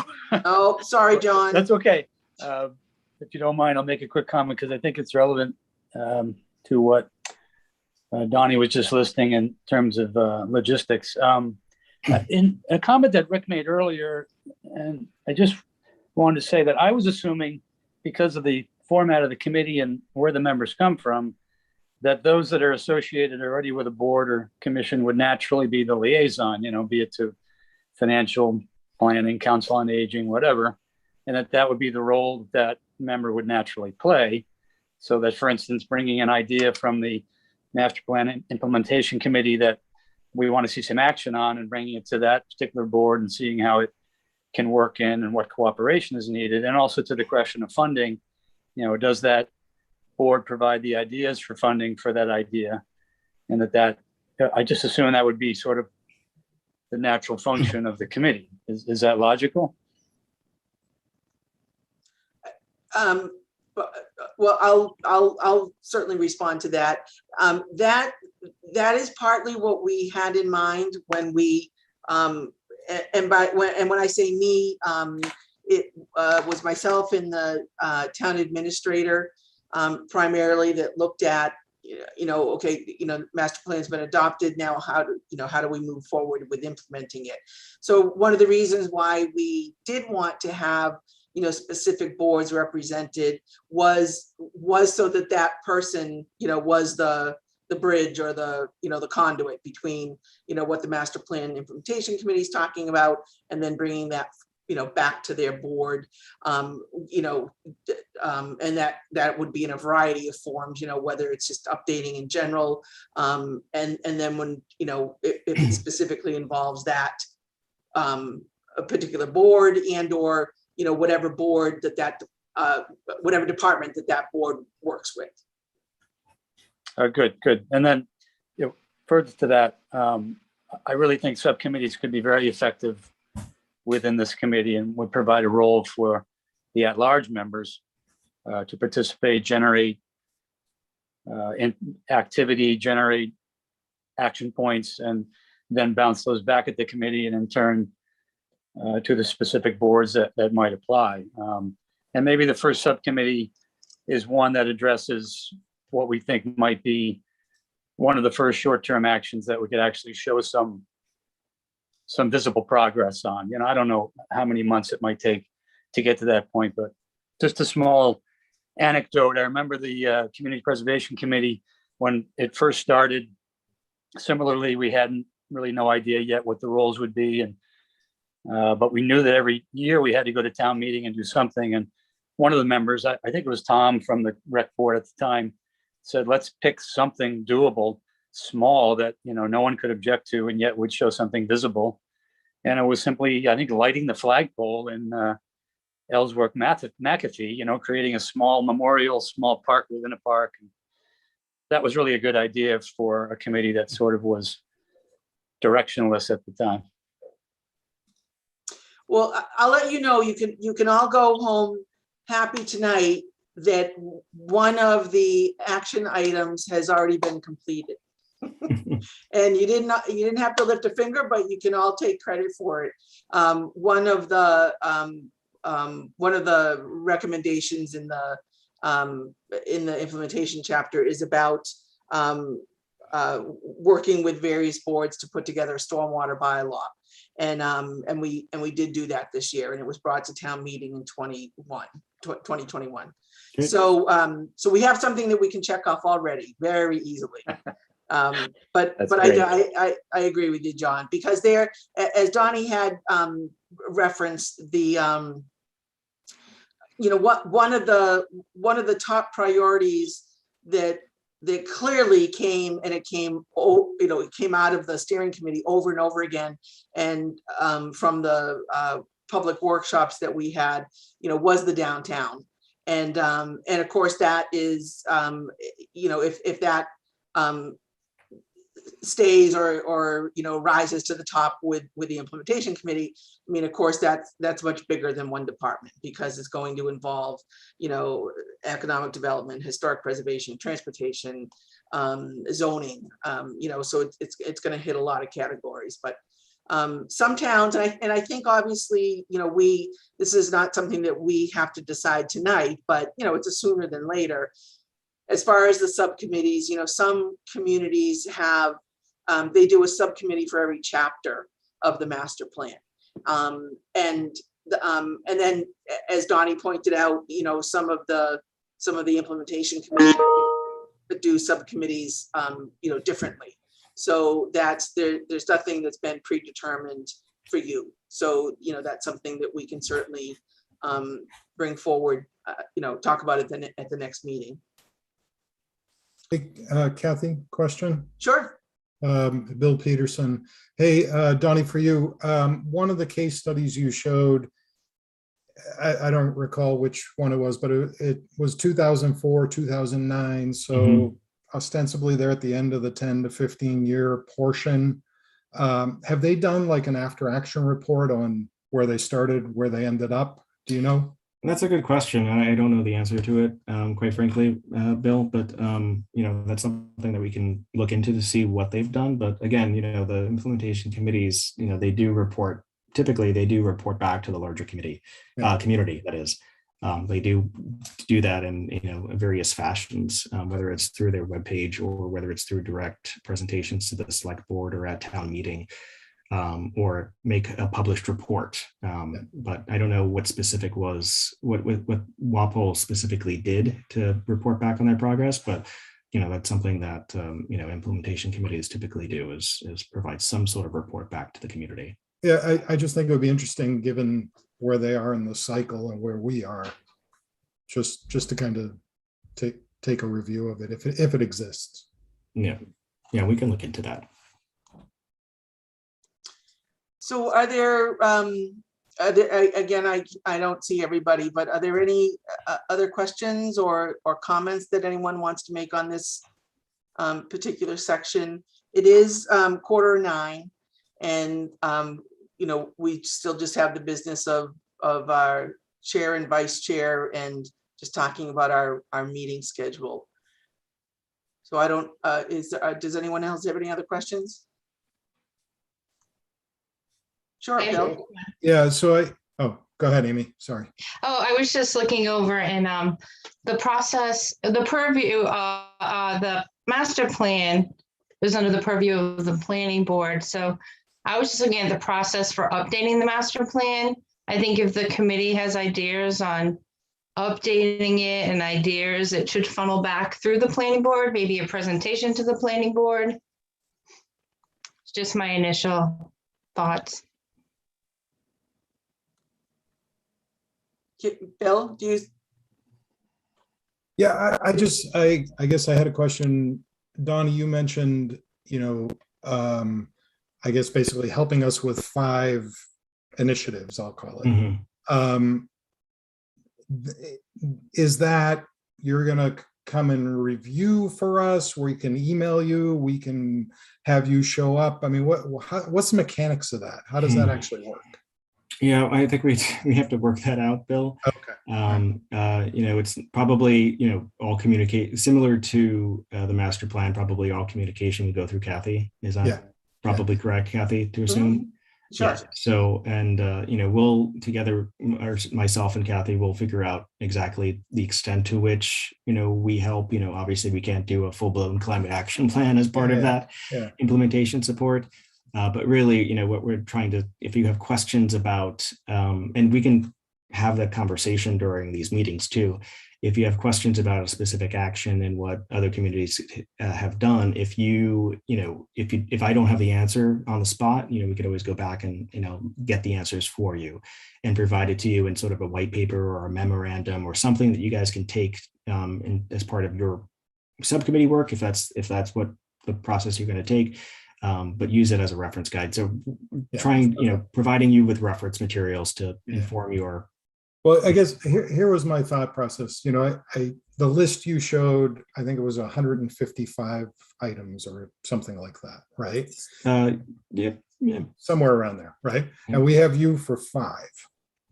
So I want to make sure that we develop a framework that we can reuse and repurpose, with modifications across as many of those as we can. Yeah.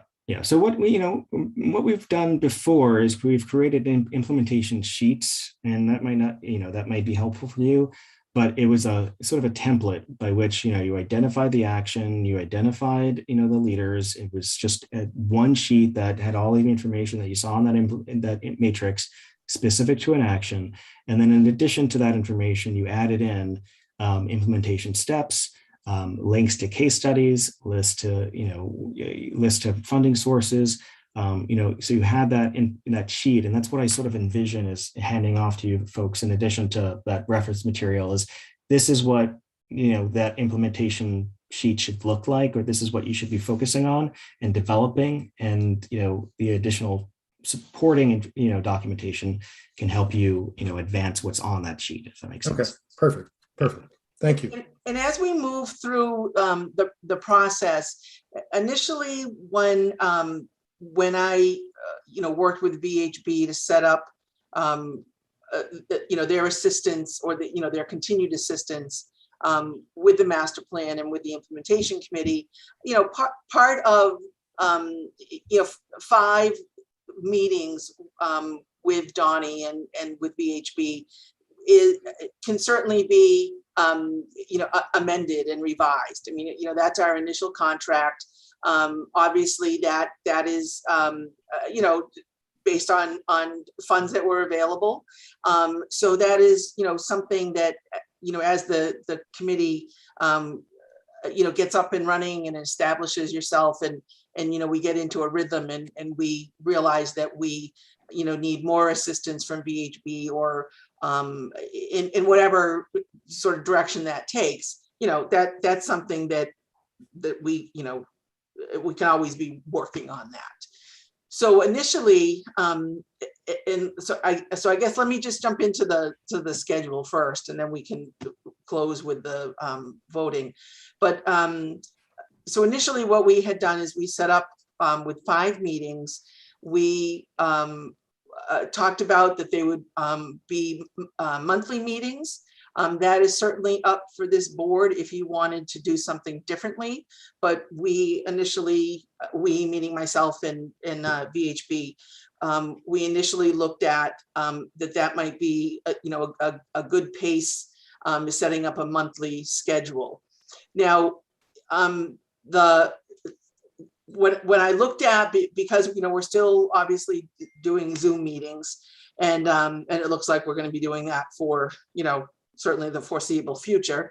So when I looked at the calendar, as far as we only have so many licenses in the town, and obviously there's a lot of boards that share those licenses.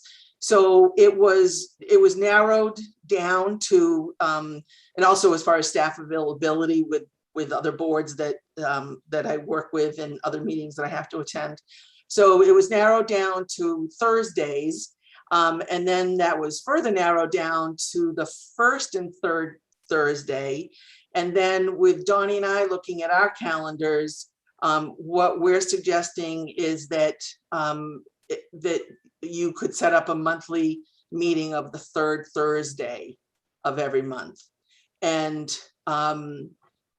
at 7 o'clock, I mean, you can pick whatever time, if you wanted to meet earlier, that's probably fine. I mean, that's all up to you.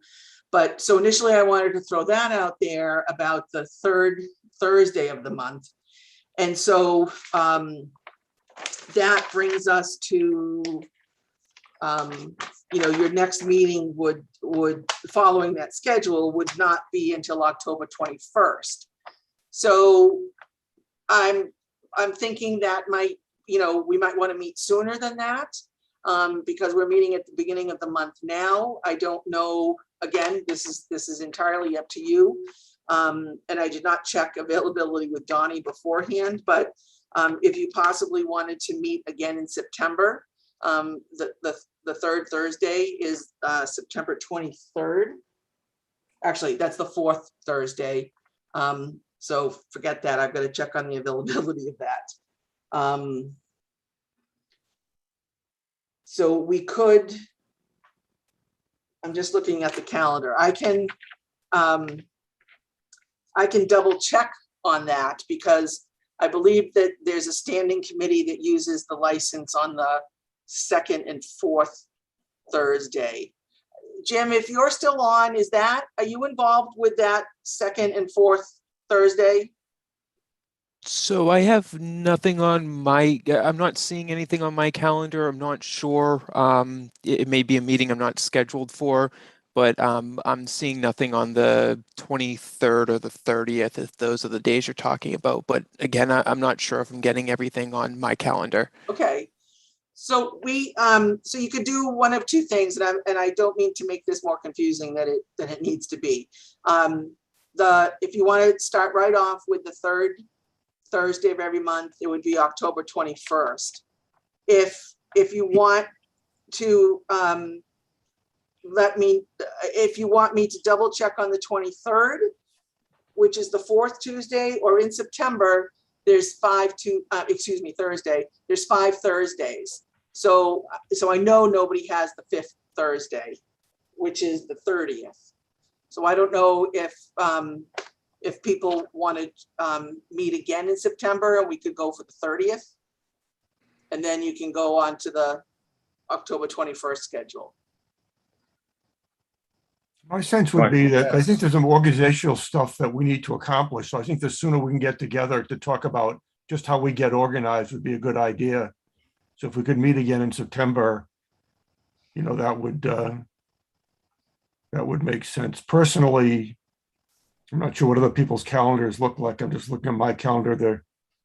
The 23rd would be a better day for me than the 30th, but if the 30th is better for everybody else, I could switch things around. So the only thing that as far as this being a public meeting and establishing the next meeting date is there's no public hearing involved, so we don't have to have a definitive date. So if people, if people want me to look at the 23rd tomorrow to find out if there's a license available, and then I can just notify everybody about the 23rd. Kathy, I have open house for Proctor School that night. Okay, all right, so that might involve some other people too, Ashley. Kathy, why don't you try a show of hands for the 30th? And you know that that's open, so isn't that? Yeah. So Well, how does that work for folks? The 30th?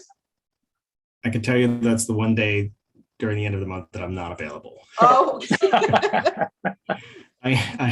I'll be up in Hanover, New Hampshire, working, kickstarting a master plan up there. Oh, I'll be in that town all day and night. Okay. So I think we could take the information that Donnie is going to email us, send us with the sort of organizational stuff and work with that and make some organizational decisions. I don't think we need Donnie here to do that.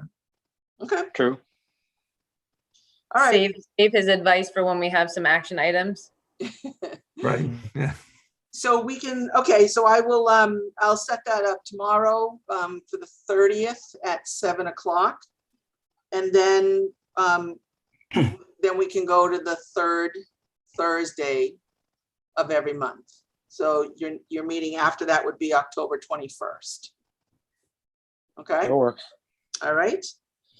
And then, so for the last item, just to close out the agenda, 3 minutes remaining if we stick to the agenda time, is again back to the chair and vice chair. Yeah, Fran? Right, well, so since Rick expressed interest and he does have the experience, I'd like to nominate Rick Leaf for chairperson of the steering implementation committee. Second. Okay. Are there, okay, so it's been, the motion has been made, there's been a second. Are there any other nominations?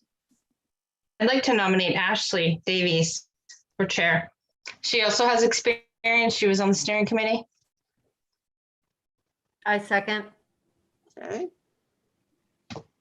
Okay, so we have Rick Leaf as a nominee, Ashley Davies. Any other nominations?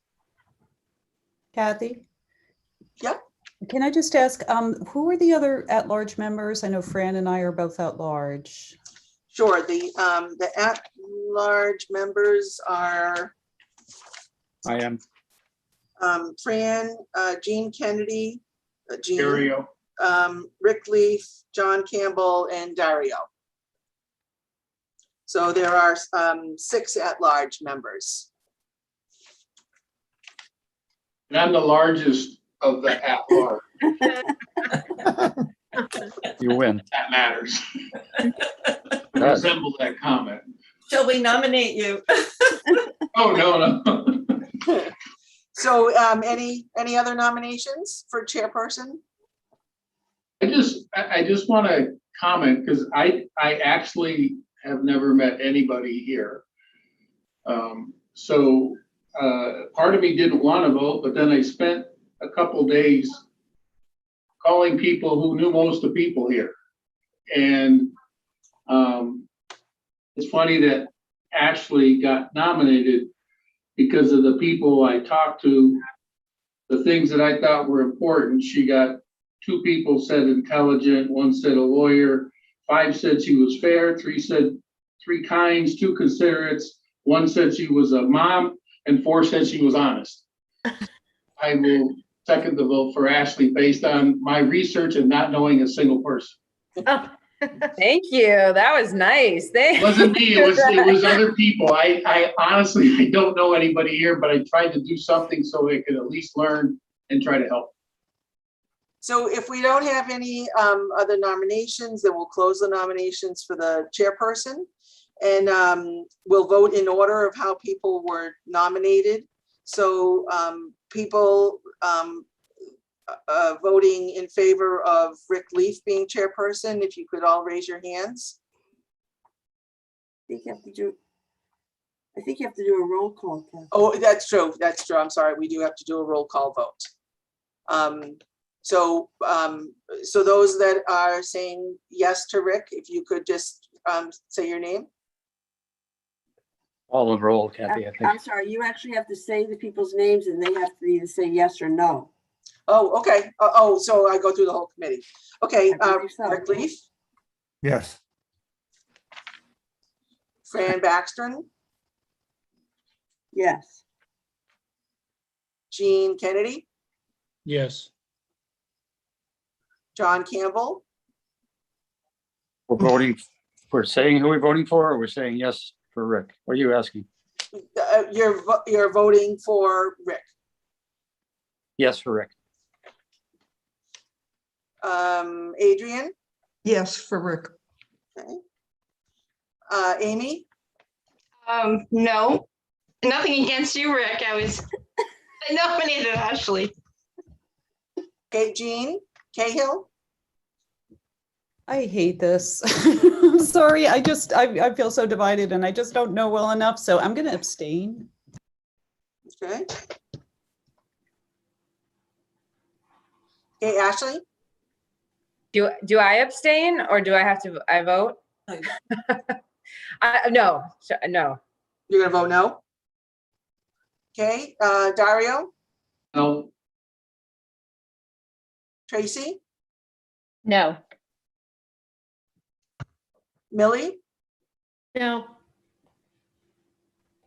and Bill. Yeah, I'm with Gene. This is awful. This is why, who thought this was a good idea?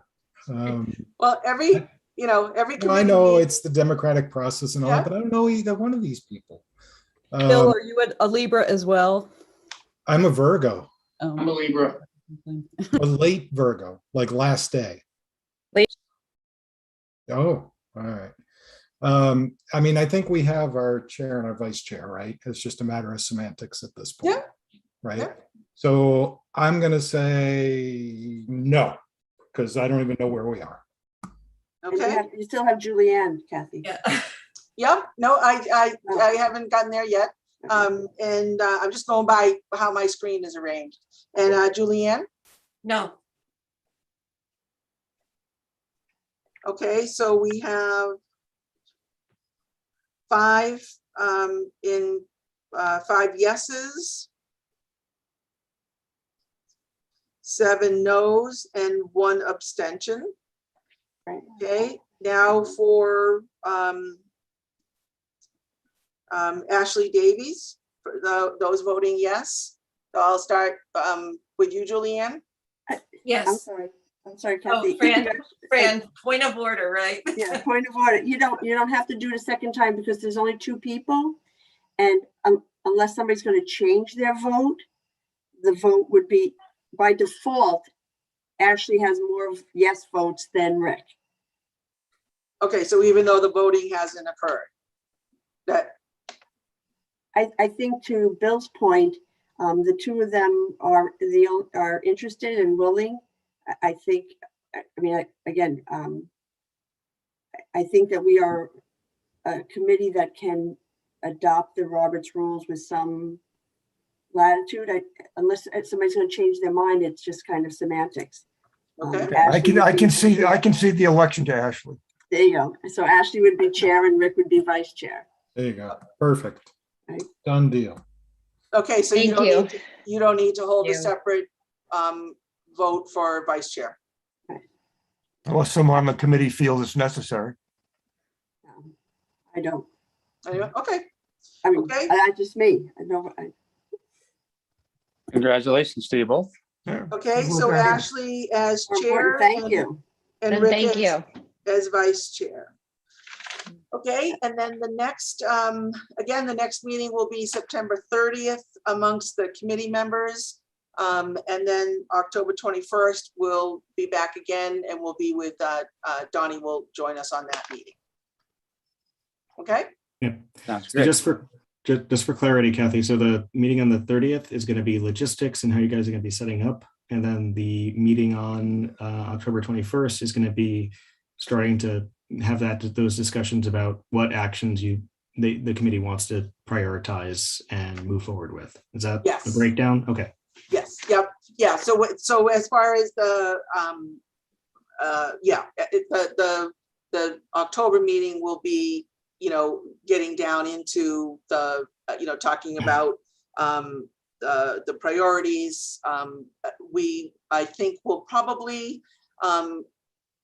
have you, well, we'll talk about this more on the 30th, but I think what we'll do is we'll have everybody review the priorities, probably send in your maybe top 3 to me, and then we'll discuss those at the partly on the October 21st meeting. I just have one more thing to add. Not that anyone will pick this one, but the hazardous waste bylaw was already done too. It's on the list. It's like LU 3-4. Oh, okay. Oh, nice. I remember that being a priority of yours, Amy, during the process. Tracy, you had your hand up? No, okay, I'm sorry. Julianne had a hand up. Julianne does. Julianne? So if we're listing our priorities, Jean brought up a really good point. We don't have a climate action goal. And can that be one of our priorities as we send them in, or should we discuss that as an agenda item at the next meeting? Well, we can sort of do a combo of that. What, you know, I think first, and as Donnie had talked about this, is that, you know, we should be looking at the master plan first, and looking at what is in the implementation chapter, and then talking about, you know, as a group, you know, are there things that you already want to add to the implementation plan? Okay. And I have one question. It's probably not appropriate for the next few meetings while we get ourselves organized, but eventually I just want to put in a good word about having some public input and having public comments at our meetings. As I said, I don't think it's probably you know, necessary in the next couple meetings, but as we really start to get into prioritization and things like that, I'd like to hear from the public. And if there's a way we can do that, I'd appreciate it. Sure. Yep. That's certainly something that, you know, that the group can discuss, and how you want to set up your agendas. Okay, thanks. Yeah. Just a quick question along those lines. Yeah, the website that was set up when we were doing the implementation, is that still an active site that we can use, or who is the manager of that website? No, that website is done. And that's certainly something that we can, you know, talk about at the next meeting, and then talk with VHB about that. That's sort of an expansion of what our contract is already, but. Okay. All right. Well, Ashley, you can. Would anybody like to make a motion to adjourn? I move we adjourn the meeting. A second? Second. All right. Thank you, everybody. Thank you, everybody. Great meeting. Thank you. Thanks. Actually, I'll be talking to you about the agenda, and perfect. Thank you. And we'll see everybody else. All right. All right. Good night, everyone. Thanks. Good night. Bye. Bye-bye. Thanks.